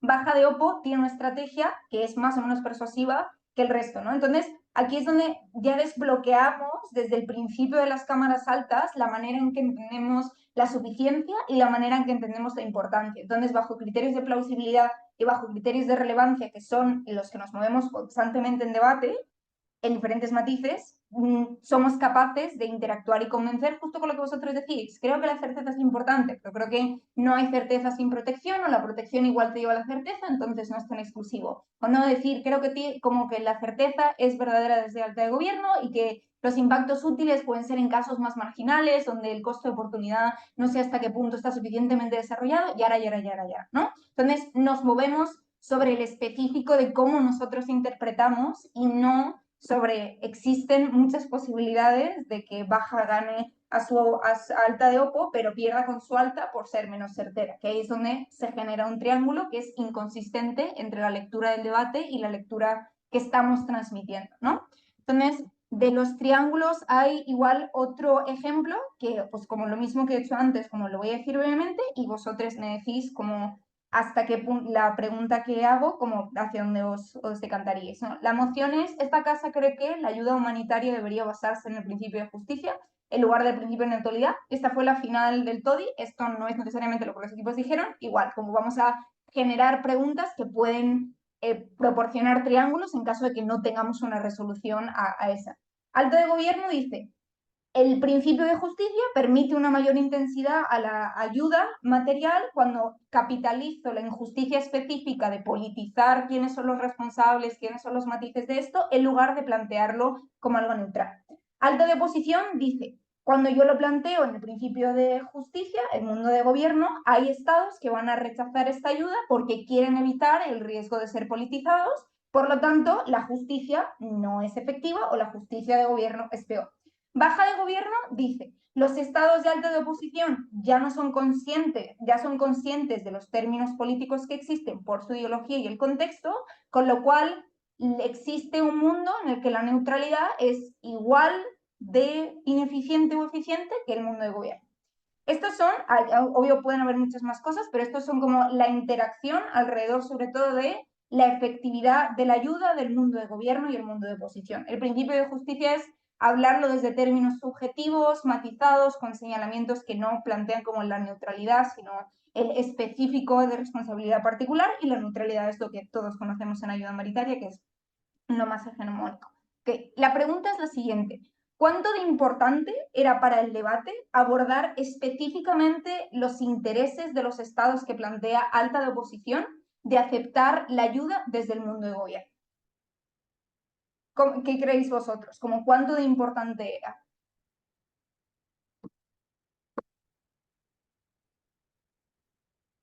A ver, por ejemplo, vamos a darle Daniel, por ejemplo, Daniel, Justin. Estoy leyendo como 1, 3, 1, 3. ¿Cuánto de importante creéis que era esta respuesta? Dale, dale. ¿Puedes repetir la pregunta, please? Sí, la pregunta es, ¿cuánto de importante es para el debate abordar específicamente los incentivos o los intereses de los estados que dice alta de oposición que van a rechazar la ayuda de gobierno para ganar el debate o para posicionar el caso? Yo siento que particularmente esto yo lo aprendí, es importante que se acuerden los intereses desde oposición porque implica que están, uno, más comprometidos al encuadre de gobierno y que quizás si prueban que efectivamente rechazar esta ayuda en particular cambia algo, implica que se pueden llevar a la compartida, pero segundo, si oposición no se compromete como con esta idea, implica de que el choque de ideas que hay entre alta y entre gobierno y OPO es como vuelve el caso un poco excluyente y hace que sea más difícil poder ponerlo en la comparativa, poder entender por qué particularmente es más importante. Yo creo que es como muy importante que sí se comprometa con la idea, más también como posicionar porque su idea particularmente es la más importante del debate. Creo que esa sería como la visión que yo daría. ¿Okay? ¿Alguien quiere aportar sobre esta pregunta concreta? Como cuánto de importante era responder a lo que dice alta de OPO de estos estados.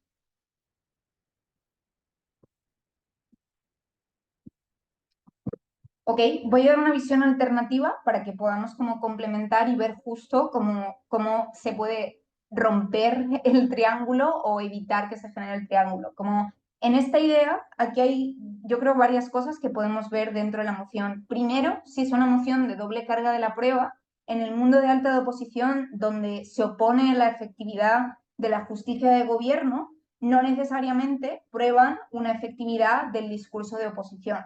Entonces, ¿cuánto de importante es hablar del rechazo de esos escenarios si no hay rechazo o si no sabemos cuánto de rechazo hay dentro del mundo de las oposiciones? Si consideramos que sí es importante hablar de esos escenarios, la respuesta de baja de gobierno es necesaria para abordar y señalar que no existe un perjuicio exclusivo por parte de la crítica de alta de oposición. Si consideramos que debido a la carga de la prueba de la moción, alta de oposición tiene que hacer ese ejercicio comparativo o bajo otros criterios como respuestas implícitas sobre la intensidad de la ayuda en escenarios que pueden ser suficientemente importantes dentro de alta de gobierno, incluso si alta de gobierno no responde explícitamente a esta misma idea, las refutaciones de baja de gobierno no son relevantes para el debate de los gobiernos. Aquí entonces, dependiendo de lo que nosotros escojamos, probablemente tendríamos una lectura en la cual alta de oposición puede estar ganando el debate de altas y baja de gobierno ganarle el debate a alta de oposición y por ende a su alta porque era relevante y era comparativo y era en este sentido como un mayor grado de exclusividad, de beneficio, de lo que queramos llamarlo, o una como mitigación necesaria en el debate, como que si quiere esa explicitación, o podemos considerar que alta de gobierno le va ganando tanto a alta de oposición como baja de gobierno, porque incluso si entre ellos se pegan con respecto a estos estados, no eran escenarios tan comparativos por los cuales tenemos beneficios suficientemente fuertes y exclusivos dentro del caso de alta de gobierno. Si nosotros determinamos esto, ya no podemos tener un escenario donde creemos que baja de gobierno puede en el debate de altas como ganarle a alta de oposición, pero en ese sentido como perder ante alta de gobierno que va en este punto perdiendo hasta alta oposición. No podríamos tener ese triángulo inconsistente de criterios porque nos hemos comprometido en el debate de altas con decir la crítica necesita, obvio, es persuasiva, y ahora, porque sí, porque no, y dependiendo de que lo sea, cuánto de importantes son las respuestas que se dan dentro de la baja de gobierno para solventar el debate. Entonces, con eso, yo creo que estas son las preguntas que cuando estamos como juzgando durante nos podemos hacer para prever el escenario del triángulo y luego como atajarlo, porque al final es justo eso, como si yo soy capaz de justificar que creo que no era necesario hacer esa respuesta concreta porque en los escenarios más comparativos y estructurales alta de gobierno demuestra un beneficio, sabré que baja de gobierno no puede ganarle a alta de gobierno, incluso si es más comparativa con el debate de alta de oposición. Si considero que no era ese el caso, baja de gobierno debería ganarle a su alta y a alta de oposición y no podría perder contra su alta si va ganando a alta de oposición. Entonces ahí es donde como nos encontramos con, yo creo que desde la experiencia, la forma más efectiva de prever el triángulo y acabar luego moviéndolo dentro de la deliberación. Sobre este escenario, ¿tenéis alguna duda? ¿Queréis hablar de algo particular? Si no, ya pasamos al tercero, que es el último, y es pues ya la parte final del taller en ese sentido.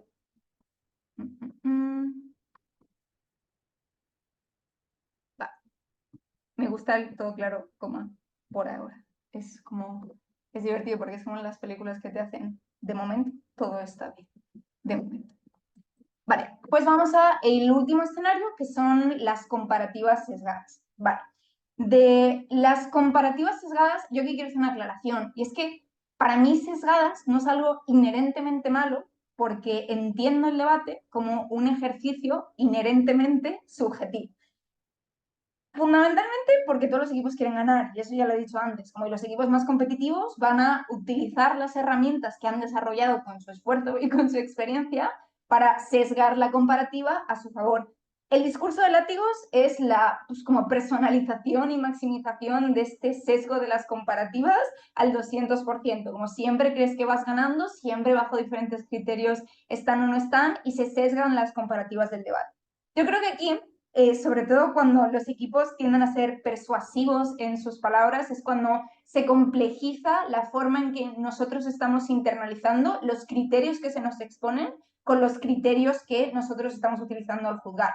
Porque es mucho más fácil que en un debate donde no existen criterios, ni ponderaciones, ni como prevenciones alrededor de esta comparatividad, yo diga, está criterio X de plausibilidad, criterio Y de certeza, criterio como en lo que sea de exclusividad, que en un equipo o en un debate en el que pasa como en el debate de altas. Alta de gobierno dice certeza, alta de oposición dice la gravedad del daño en el largo plazo, quizá baja de gobierno hablaba de este sufrimiento inherente durante el proceso, baja de oposición hablaba un poco de esta idea de la autonomía y una gravedad de daño desde otro punto de vista ligeramente diferente al que planteaba su alta. Entonces tenemos debates que están en comparativas generalmente sesgadas. Entonces, aquí hay la clave.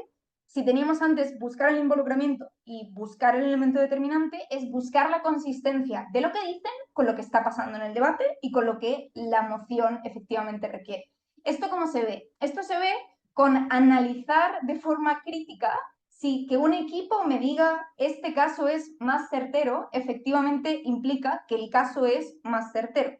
Que un equipo me diga este caso es más irreversible, efectivamente implica que los daños son más irreversibles, implica que la lectura que están posicionando dentro del debate los equipos sea la más o menos razonable o la que a nosotros más nos convence. Entonces, en este ejercicio de las comparativas sesgadas, lo siento mucho, pero las personas juezas nos tenemos que mojar y hay veces que sí tenemos que explicar porque no es cierto que ese sea el criterio o porque no es esa la forma en que consideramos es mejor resolver la comparativa.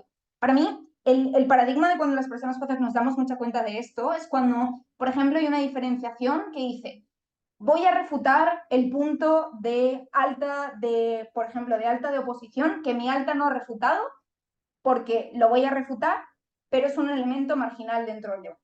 Si una persona oradora dice, voy a refutar algo y era importante, pero a la vez era marginal, nuestros cerebros dicen, bro, pero si es marginal, entonces no es importante que lo refute, pero puede sonar muy persuasivo si no lo dice con esas palabras tan claras y pueden ser cosas como hacer un ejercicio más comparativo con respecto a las críticas y las mitigaciones de alta de oposición y este tipo de palabras que suenan muy persuasivas, pero que a lo mejor de fondo nosotros ya hemos visto que era una crítica más marginal dentro del debate, o una diferenciación de baja con respecto a la alta, que sea algo como yo gano porque mis beneficios van antes de los beneficios de mi alta, eso hace que estén previstos y que sean una precondición de los beneficios de mi alta porque efectivamente van antes, y esto lo que genera en última instancia es que tengo mayor certeza de los beneficios salir antes que las lógicas de mi alta.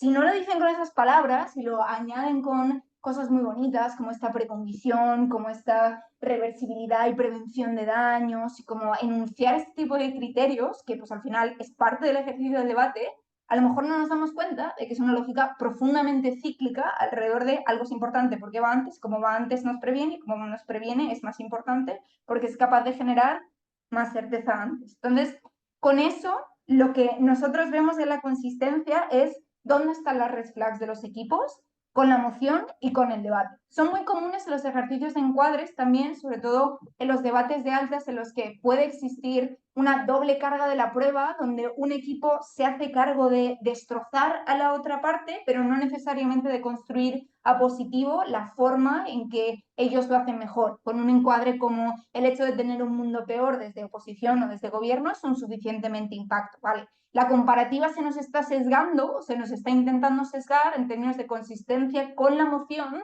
no a la doble carga de la prueba que sí se plantea, sino a es suficiente con que mi mundo sea ligeramente no tan malo como el mundo de las oposiciones. Entonces aquí como personas juezas tenemos que preguntarnos justamente como si el sesgo que nos están planteando es justo, es razonable dentro del debate y si está justificado de por qué eso es así. Y la línea entre el dónde intervenimos y dónde no, Pedro va a tener un taller sobre esto que creo que también como es muy interesante como ver en términos de cómo otras personas juezas piensan sobre esta línea de intervención, pero creo que muchas veces esa intervención del sesgo que se nos está dando llega también alrededor de cómo los equipos interactúan con lo razonable o no razonable que son las críticas y los sesgos que están pasando. Yo creo que, por ejemplo, en el debate que hemos visto antes, cuando hay dos equipos que se ponen de acuerdo y que dicen, no, el caso de alta de gobierno no es simétrico, es más fácil que como personas juezas digamos, ¿verdaderamente es poco exclusivo o es simétrico el caso que nos plantea alta de gobierno? Entonces, el ejercicio, por lo menos, del sesgo no es tanto decir creo a oposición, sino decir cuánto de sustentado es el costo de como las alternativas que plantean oposiciones para que eso sea excluyente o no, cuánto de sustentado está el beneficio exclusivo del desarrollo de la modificación de memoria en gobierno, como para que la existencia de alternativas, incluso si siguen existiendo, no sea tan comparativa o llegue a un menor grado de beneficio como lo que se hace dentro del gobierno. Entonces, el sesgo es de buscar la consistencia con lo que está pasando, pensando en que los debatientes nos van a mentir o van a jugar al juego de ganar las comparativas. Y es muy razonable que así las hagan.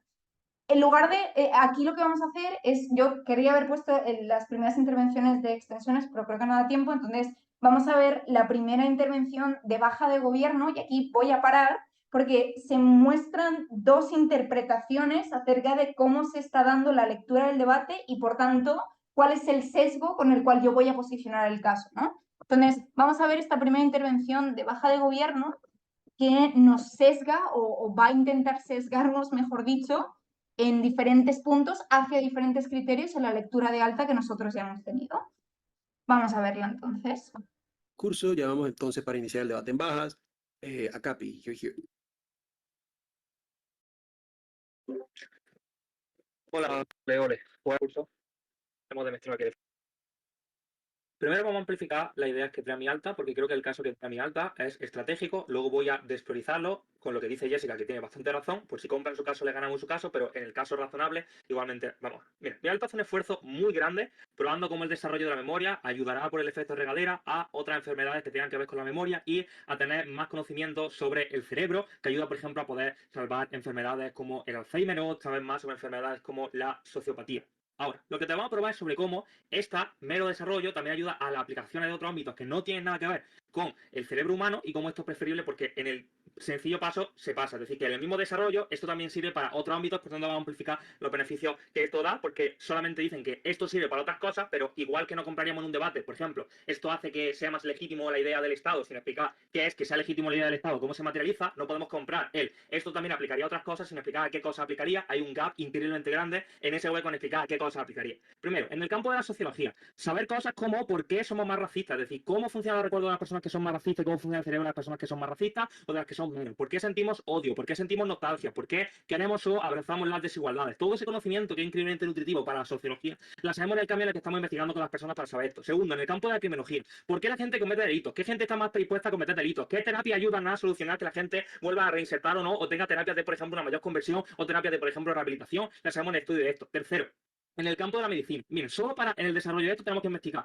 Uno, tenemos que investigar más en genética para saber cómo funcionan los genes y sobre todo para poder ir moviendo o modificando los genes. Lo que significa que esto también ayuda a mejorar la tecnología de CRISPR, que a su vez ayuda a enfermedades, por ejemplo, hereditarias o otro tipo de enfermedades que no tienen nada que ver con la memoria, que no tienen nada que ver con la mente, pero que sí tienen que ver con los genes. Segundo, tenemos almacenaje de órganos, sabemos cómo, por ejemplo, investigar en una persona que estando en un estado de coma, podemos mientras mover su aparato, lo que también nos sirve para operaciones. Tercero, tenemos filamentos extremadamente flexibles y microfilamentos para poder utilizar esta tecnología, lo que a su vez ayuda a las operaciones que son más riesgosas, en las que, por ejemplo, sacar un tumor del corazón no se hace porque como puedes tener el riesgo de matar a la persona. Cuando tenemos filamentos más flexibles, porque hemos investigado en eso, lo hacemos en el campo de la medicina. Cuarto, investigación sobre la mujer, porque históricamente la memoria sobre la mujer y la mente sobre las mujeres se ha visto extremadamente vulnerada porque todo está hecho para el hombre. El espectro autista solo aplica a los hombres porque no se sabe cómo afecta el espectro autista a las mujeres. No se sabe cómo afectan ciertas enfermedades o ciertos síndromes a las mujeres porque nunca se ha investigado en cómo funcionan las mujeres. Todo este tipo de terapias que solo están enfocados en hombres, porque es el único que se ha investigado inicialmente con esto, solo porque, aunque sea por intereses mercantilistas, las mujeres son el 50% de la población y tiene también que funcionar las mujeres, impide que se tiene que hacer también investigaciones de mujeres haciendo que estas estén más dentro del campo de la ciencia.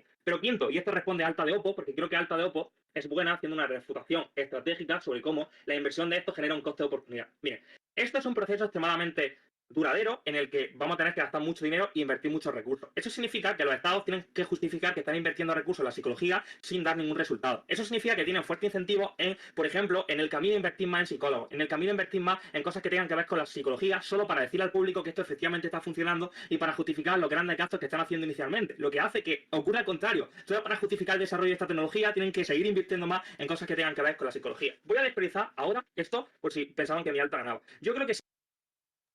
Vale. Hasta aquí, ¿cuál es el sesgo que nos está planteando Baja de Gobierno en su intervención? ¿Cómo creéis que ve Baja de Gobierno, como con lo que dice, el tiempo que dedica, los argumentos que da y lo que dice que va a hacer?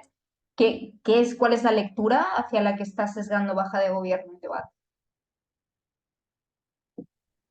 Sobre, ok, creo que dos puntos. El primero es como la diversificación de la, o sea, de la tecnología, como que hay un sesgo en particular sobre que el caso de alta gobierno está limitado sobre ejemplos en donde pueden como de cierta manera extender o cómo se puede particularmente usar la tecnología en otro tipo de áreas.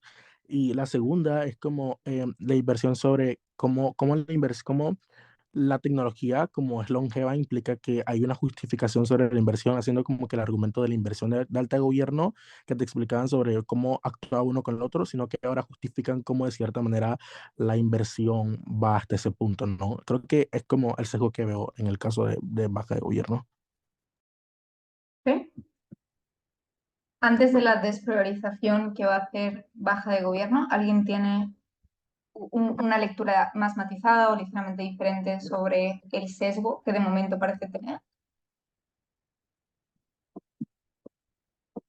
Ok, pues vamos a ver el resto de la intervención a partir de esta despriorización de lo que acaba de decir.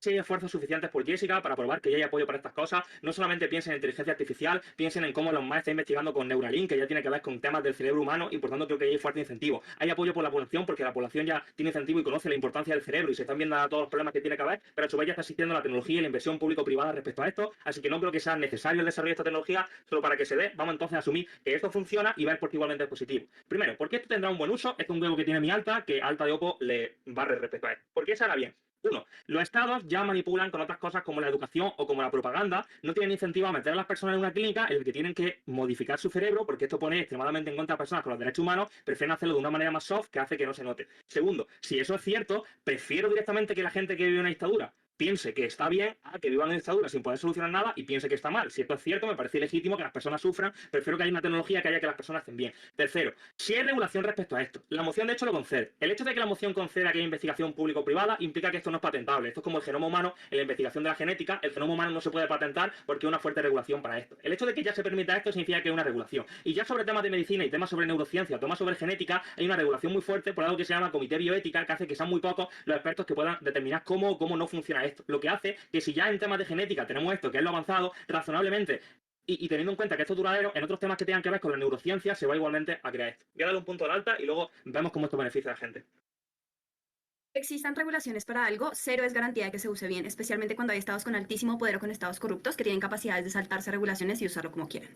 Claro, pero ya te he probado que esos estados prefieren manipular a través de propaganda que hacer a la gente, si la gente ya con la vacuna tenía miedo que la vacuna te salvaba la vida, imagínate con meterte una aguja en el cerebro para modificar tus recuerdos, tienes que lidiar con que los estados ya hacen esto. Los estados que son democracia híbrida difícilmente van a poder modificar los recuerdos de la gente sin que la gente haga política o haga política en contra. Es un caso que solo funciona en el debate de memoria y Gate Machine, pero en este caso no funciona. Ahora, ¿cómo esto beneficia a la gente? Mira, la gente probablemente no lo utilice solamente cuando se muera su mascota. Primero, por lo que dice Manuel. Igualmente quiero tener los recuerdos positivos que tuve con mi mascota y razonablemente solo van a utilizar en casos los que priorizan que los recuerdos positivos no son suficientes respecto a los recuerdos negativos y están sufriendo muchísimo como para hacerlo. Segundo, probablemente haya listas de espera en el que en el proceso en el que me ayudan, probablemente yo ya haya olvidado. Es decir, que esto es solo la gente que ha pasado 1 año, 2 años y siguen sin olvidarlo. Ahora, ¿por qué prefiero que lo hagan de esta manera que la otra? Porque la gente en tu lado ya desea olvidar y lo hace, ya sea a través de dinámicas compensatorias de si me ha dejado mi ex, follo con todo el mundo para olvidarme de mi ex, ya sea metiéndome en las drogas, ya sea delinquiendo, ya sea metiéndome en grupos que son más tóxicos. Es decir, que no hemos dado incentivos por olvidarse, pero la pregunta que deben de hacerse es ¿dónde sufre menos la persona cuando quiere olvidarse? Eso solo ocurre en el lado de gobierno porque es de manera automática y prefiero que esta persona no sufra a un aprendizaje que no sabemos si en algún momento le servirá, pero sí tenemos certeza de que esa persona está sufriendo. Con todas estas aplicaciones ganamos de manera definitiva este debate.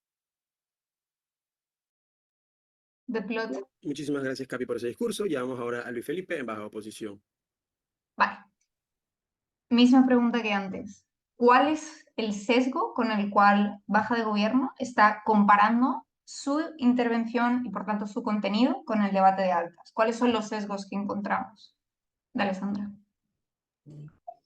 Sí, creo que es justamente, creo que no es una respuesta, pero sí interactúa directamente con la cierta oposición. Es el hecho de si el problema es que esto pueda funcionar o no, o que puedan existir alternativas por parte del gobierno que ayuden de mejor forma, ellos buscan probar es cómo esto realmente no funciona así, cómo existen no solo otras alternativas que son muchísimo peor en el status quo en sí mismo, como que hacen que prefieran el apoyo de esta máquina o el apoyo de esta tecnología, pero como a su vez existen ya ciertas medidas o ciertas como regulaciones por parte de este mismo Estado para evitar que que estos efectos e incluso eh, como evitar estos impactos negativos que ellos planteaban ocurran.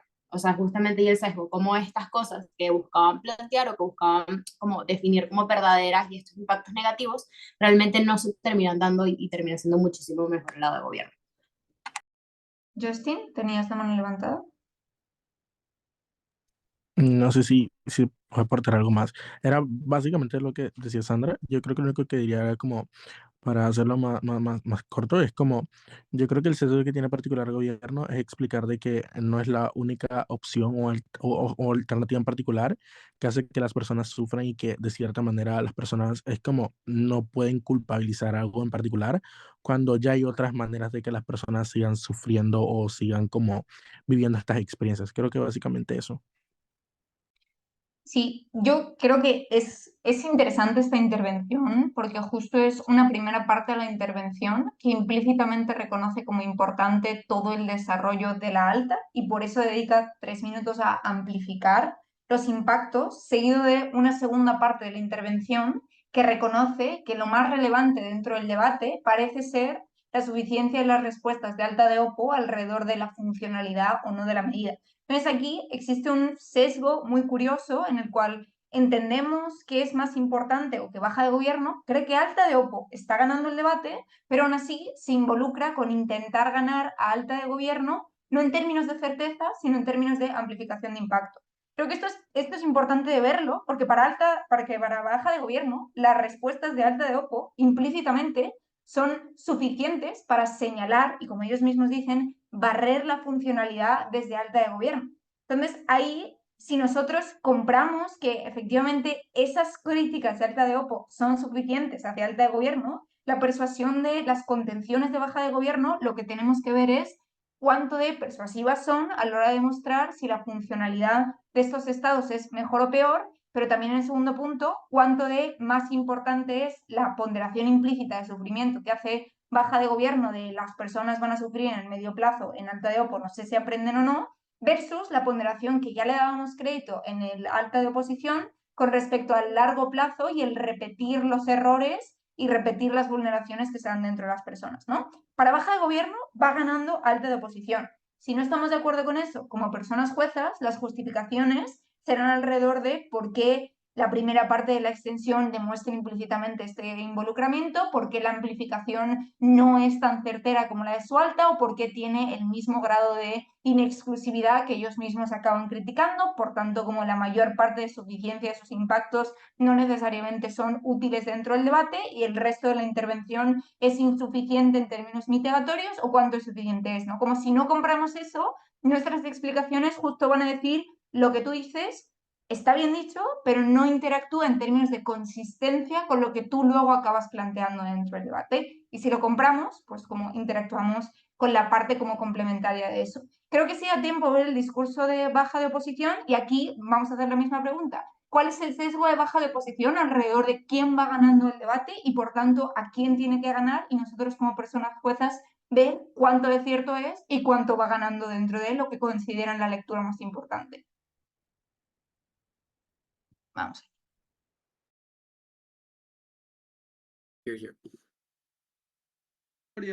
Respecto al circuito que lleva a aquí.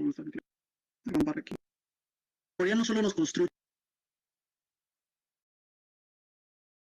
La memoria no solo nos construye como seres individuales, sino que también nos da dignidad. Vamos a ver el caso de baja oposición. Primero, 6 refutaciones estructurales a ambos gobiernos de verdad. Es que yo no sé si alta oposición y ellos somos locos, pero yo no sé qué debate estaban. 6 puntos de por qué lo de la memoria no tiene ningún tipo de sentido que tengamos ningún tipo de externalidad positiva. Uno, ya hay clínicas y centros privados especializados con inversionistas exageradamente potentes y exageradamente capitalizados dentro del ámbito de la memoria. Es claramente evidente que vamos a tener un montón de progresos en el futuro estudiando otro tipo de cosas. Segundo, con los respectos al Brain Data Center y todos los diferentes estudios que se han utilizado con las universidades más prestigiosas del mundo. Tercero, ONGs contra el Alzheimer que ya literalmente están invirtiendo miles de millones de dólares cada año en tratar de entender mejor la memoria sin necesidad de estudiar la modificación de la misma, sino entender el cómo tratar de hacer terapias más positivas para que la gente con Alzheimer pueda mejorar. Cuarto, gobiernos y ministros de salud invirtiendo literalmente millones de euros en el conocimiento de células cerebrales para tratar la demencia. Sexto, el que siempre hemos aquí baja de gobierno nunca hemos tenido estudios contra la mujer. No sé si han leído algún paper de psiquiatría, pero todos los estudios literalmente que están haciendo, por ejemplo, en países nórdicos con respecto a la demencia, la mayoría tienen muestras femeninas. Esto es completamente absurdo. Creo que ya es suficiente para bloquear los casos de externalidades positivas, con cualquier caso no se marginales. Vamos a ponderarnos con alta oposición. Alta oposición tiene 2 puntos. Primero, lo de las armas del Estado. Creo que ese es un impacto que si se puede ver en 300 años, que sea un impacto que la gente no quiera, que no requieran que el paciente legitime esto para poder acceder a ello. El segundo punto, el primer punto que explicaban con la superación del trauma, sí que me parece compartido en este debate. Creo que gobierno le hace 2 contenciones. En la marco de la regulación, que Jessica lidia parcialmente con ello, pero segundo, creo que en términos de impacto no está muy claro, uno, el grado de herramientas que les quita a las personas y por qué esto es tan perjudicial, pero segundo, Adriana hace una contención también muy importante de sus refutaciones, que es hasta qué punto la gente cómo va a acceder, o uno, sin control, y dos, qué tantos incentivos tiene para hacerlo. Es aquí entra el caso de baja oposición. 3 puntos aquí. La primera, no tienen los incentivos privados en la regulación. Aquí se están gastando miles de millones de euros las personas y los entes privados que están invirtiendo en estos cambios de memoria, con lo cual no solo tienen incentivos a vendérselo a una clínica estatal del Estado, sino que tienen incentivos comerciales exagerados también a vendérselos a privados. Esto hace que, uno, probablemente también tiendan a tener redes con los ministerios de salud y tratar de hacer lobby para bloquear las regulaciones. Dos, es altamente probable que incluso si lo llegan a prohibir o lo llegan a legislar rápido, se haya mercados secundarios. Pero tercero, literalmente hay incentivos comerciales exageradamente fuertes para hacer lobby político. Esto lo vemos en antidepresivos en Colombia en el siglo XX. Cuando llega, uno, la regulación tarda mucho, pero dos, incluso cuando se regula, pese a que haya comité ético, como explica en baja de gobierno, se empiezan a vender a diestra y siniestra porque los ministerios de salud no suelen tener las capacidades para controlar este tipo de cosas ni de regularlas de forma rápida y sensata. Aquí vamos a entrar al mal uso. ¿Por qué la gente le da un mal uso a esto? Noten que en qué momentos utilizamos esto son momentos de dolor. Suceden 4 cosas en este momento. 1, tenemos incapacidad de discernimiento. 2, cuando se nos ha muerto, por ejemplo, nuestra esposa, 30 a los 40, 45 años, tenemos ira, culpabilidad y resentimiento. La amalgama de sentimientos que sentimos en este tipo de situaciones hace que literalmente nublen nuestro juicio, número uno, pero dos, que vicie nuestro consentimiento, y este es el gran problema. Es por esto que no son unos pocos cuantas personas, como decía Alta de Gobierno, que lo van a utilizar mal, sino que incentivos sistémicos para que yo a la segunda semana me quiera quitar este dolor de encima que siento, precisamente por dolores tan fuertes y por el consentimiento viciado que tengo. Aquí noten entonces cuál es la comparación. Literalmente estos dolores suelen pasar en el 95% de los casos en un tiempo, y aquí es el debate empieza a ser de temporalidades. Noten que hay estudios psiquiátricos que de hecho dicen que al cabo de un año es como cuando normalmente se tiende el gran grueso de la población suele tardar para la asimilación de cosas como la muerte de tu pareja. El tiempo es importante para curar porque uno nos permite la reasimilación de los conceptos, pero dos nos permite reconstruir las historias con las personas. Noten que entonces es un debate de temporalidad. Si al final probablemente estas cosas tan terribles pueda llegar a pasar, la mayoría o la pérdida de una pareja, uno no dura de tusa 8 meses, dura muchísimo menos. Todos los ejemplos que estoy dando son el best case de Gobierno, ¿ok? Noten que entonces es en este periodo de duelo cuando no veo salida y tomo la decisión de cambiar mi memoria. Aquí Alta de Gobierno dice que entonces le doy agencia a las personas. Sí, pero es que el problema es que le estoy dando, si le borro la memoria a las 3 semanas, si me borro la memoria a las 3 semanas, que literalmente se muere mi esposa a los 50 años, en Gobierno le damos más agencia que en oposición en los próximos 9 meses, porque no estamos pasando el duelo que pasaría en oposición, pero el problema es que hay un criterio de irreversibilidad, y esto es cruel, porque ni siquiera me puedo arrepentir de olvidar a mi esposa, porque ni siquiera la recuerdo. El arrepentimiento y de la crueldad en principios que asume este crédito es de verdad demencial en cualquiera de los casos. Creo que eso tiene 4 impactos. La primera, me quita herramientas para generar reconstrucción de historias que son necesarias para el aprendizaje. Aquí Alta de Oposición no mecaniza realmente en profundidad cómo esto es tan importante realmente. Creo que más allá del ejemplo de la violación, creo que el problema es que no es solo el aprendizaje, sino es la reconstrucción identitaria. Noten que literalmente lo que pasa con esto es que me genera atribuciones identitarias falsas, que incluso daña mis propios conocimientos de mí mismo y cambia los recuerdos. Por ejemplo, si yo quiero cambiar los recuerdos de cuando peleaba con mi expareja para que parezca que siempre acababa bien la discusión, me genera la percepción de que yo soy una persona completamente comunicativa, que tengo capacidad de diálogo y que normalmente cuando me relaciono con las personas. Pero ahora cuando me choco con la realidad y me vuelvo con mis atributos normales, empiezo a tener peleas con mis círculos cercanos porque me dicen o me cuentan que soy de una forma en la que no lo soy, o probablemente con mis futuras parejas tenga problemas de hecho más graves porque ni siquiera me conozco a mí mismo, porque he decidido cambiar memorias que ni siquiera yo recuerdo porque ya las pierdo. Este criterio de ponderación, pero tercero, noten que hay un criterio de irreversibilidad. Es muy cruel porque ni siquiera me puedo arrepentir de esta decisión porque ya me he cambiado el completo las decisiones antes de continuar punto a la alta. Ambos grupos están jugando un campo especulativo de largo plazo. La vida real del desarrollo tecnológico no es como Pinky Cerebro que se crea una virus. Tienes toda la razón, tus impactos son ahora, mis impactos son dentro de 15 años, cuando la inteligencia artificial, 2, el machine learning, 3, literalmente todos los centros psiquiátricos que en tu mundo, estos centros que en mi mundo solo están estudiando el Alzheimer, en tu mundo también están utilizando estas reconstrucciones, van a trabajar con todos sus millones. Estamos viendo la inteligencia artificial cambiar en un año a virus estrambóticos. Creo que esta tecnología está available en 10 años. El impacto en la autonomía es tenaz, y este es el impacto ganador de la ronda. Daña la autonomía en 2 ámbitos. Uno, de protegerme de daños futuros, porque literalmente ya no tengo conciencia de las herramientas que he perdido, porque de forma irreversible las he dañado y me quitan la capacidad de protegerme en el futuro. Pero segundo, para evitar daños y riesgos que las personas no están consintiendo, y esto es lo que le faltaba a primera oposición. No entiendo por qué personas que están en una situación de dolor, que no están consintiendo cambios, que no van a ver sino dentro de 10, 15 años, por qué deberían de tener la capacidad y por qué ninguno de los mundos deberíamos de apoyar eso, solo quedan bajo oposición. Última respuesta contra baja de gobierno. Creemos que en el estrés postraumático o ante casos súper graves tenemos una, alternativas menos dolorosas como la psiquiatría, grupos de apoyo, diferentes focos, pero segundo, creo que la desigualdad es un principio, porque ya Alta de Gobierno sería el trade de que probablemente sea caro, el estrés postraumático solo se curaría para las personas con más adineradas. Pablo va a terminar de explicar esta ponderación, pero solo con los daños a la autonomía creo que es claro que gana baja de posición este debate. Gracias. Vale, volvamos a lo mismo que hemos hecho con baja de gobierno. ¿Cuál es el sesgo que tiene baja de oposición acerca de cómo se ha movido el debate y, por tanto, cómo su contenido se presenta como persuasivo a las personas juezas? ¿Cuál creéis que es el sesgo?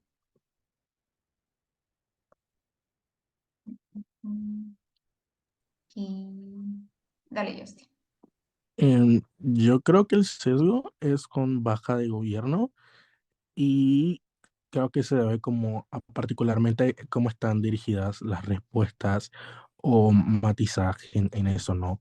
Creo que te explica como, o sea, creo que o sea, para ser muy conciso en eso, creo que es como el criterio de reversibilidad que introducen, como que entendemos desde baja de gobierno que hay una visión del debate un poco más amplia frente a cómo hay como genética, cómo hay diversificación, olvidar de la manera, las personas sufren de peor forma, y creo que lo que hace baja de oposición es explicarte cómo esta tecnología, incluso si hay otro tipo de evidencia o forma en la que las personas sufren, baja de oposición dice como hay un criterio de reversibilidad que yo no me puedo arrepentir o incluso no sé cómo manejar esta tecnología, y lidian como sesgos particulares con baja de gobierno, pues, para no extenderme.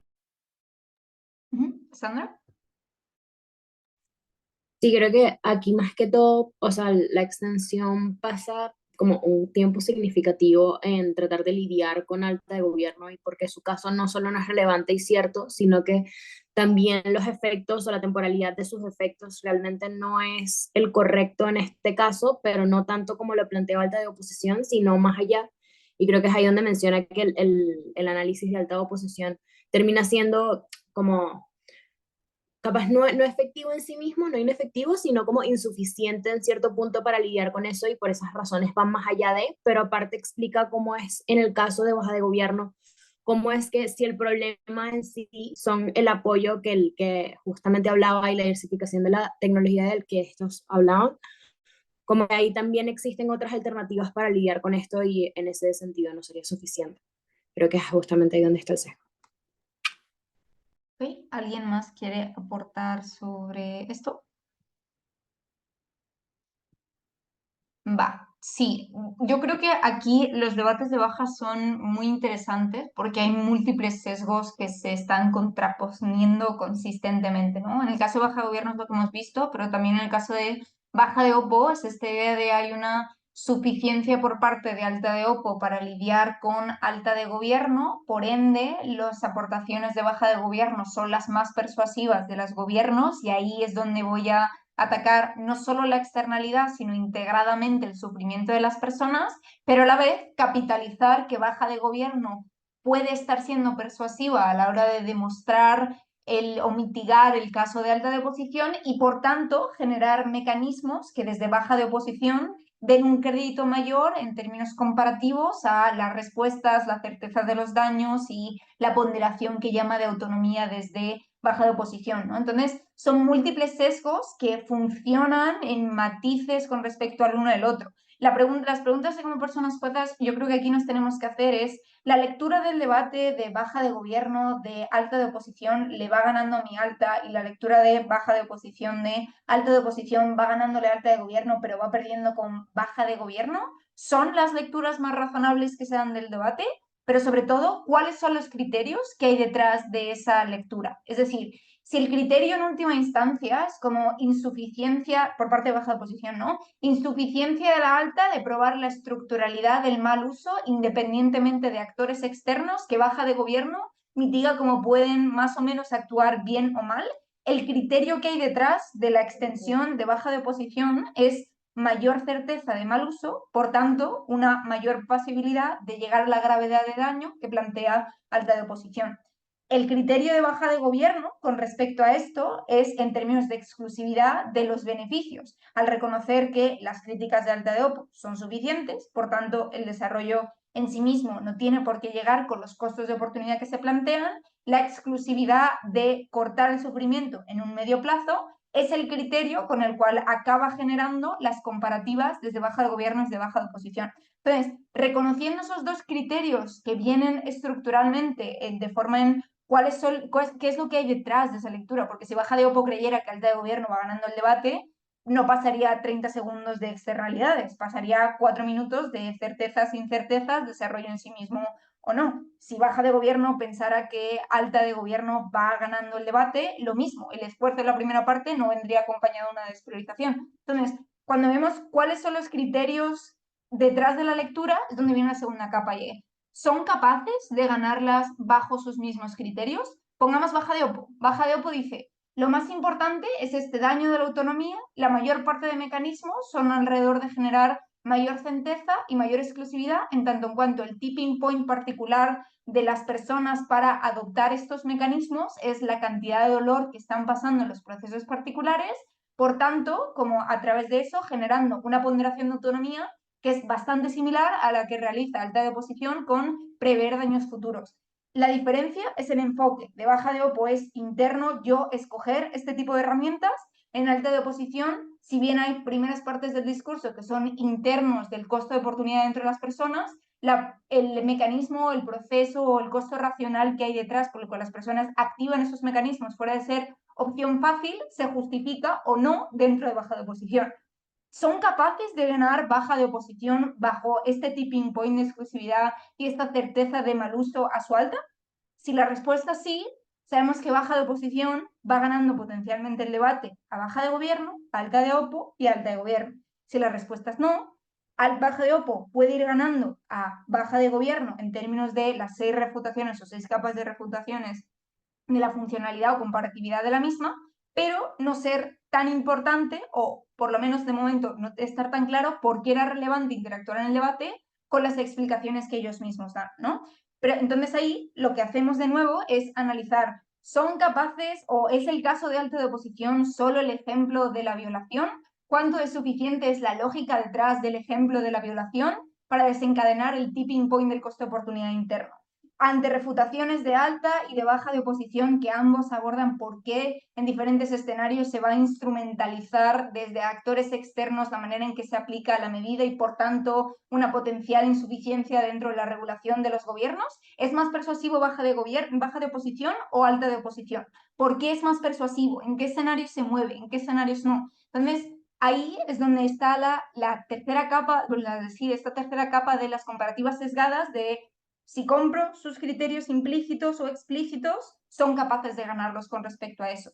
Y ahí es donde, como personas juezas, hacemos el ejercicio interpretativo más fuerte y donde flexibilizamos los mecanismos y las respuestas con las que interactuamos con debates que son complejos, donde puedes encontrar una persona jueza que dice, mira, no me compro lo que hacen los 3 equipos, exceptuando alta de gobierno, creo que es más que suficiente.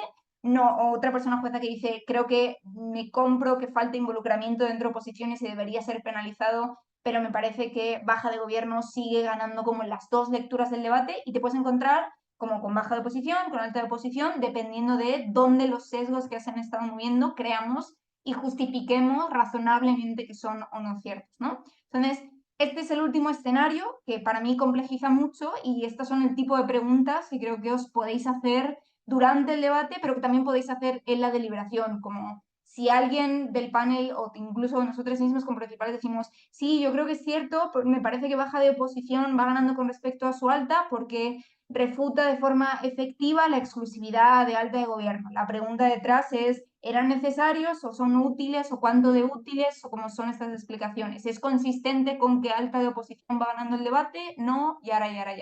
Entonces, ahí es como la última parte donde creo que las personas juezas, como de nuevo, desarrollamos este tipo de preguntas retóricas y nos vamos posicionando. ¿Alguien tiene alguna pregunta, duda sobre comparativas sesgadas? ¿Algo que queréis como que se vea? ¿No? ¿Algún caso en particular? Y esta es la parte final del taller. Vale, pues nada, esto es un poco el esquema y el resumen de lo que hemos visto, como de lo que yo creo que son criterios, pues en terminología que a mí me resulta útil entender cómo se resuelven estos 3 adjudicaciones complejas, el debates paralelos, el involucramiento, en los triángulos imposibles, la coherencia de criterios y en las comparativas sesgadas, la consistencia respecto a lo que está pasando en el debate y pues como cuánto razonable, cuánto justo, cuánto persuasivo, le llamemos como lo llamemos, es el caso, son los casos que se nos están planteando.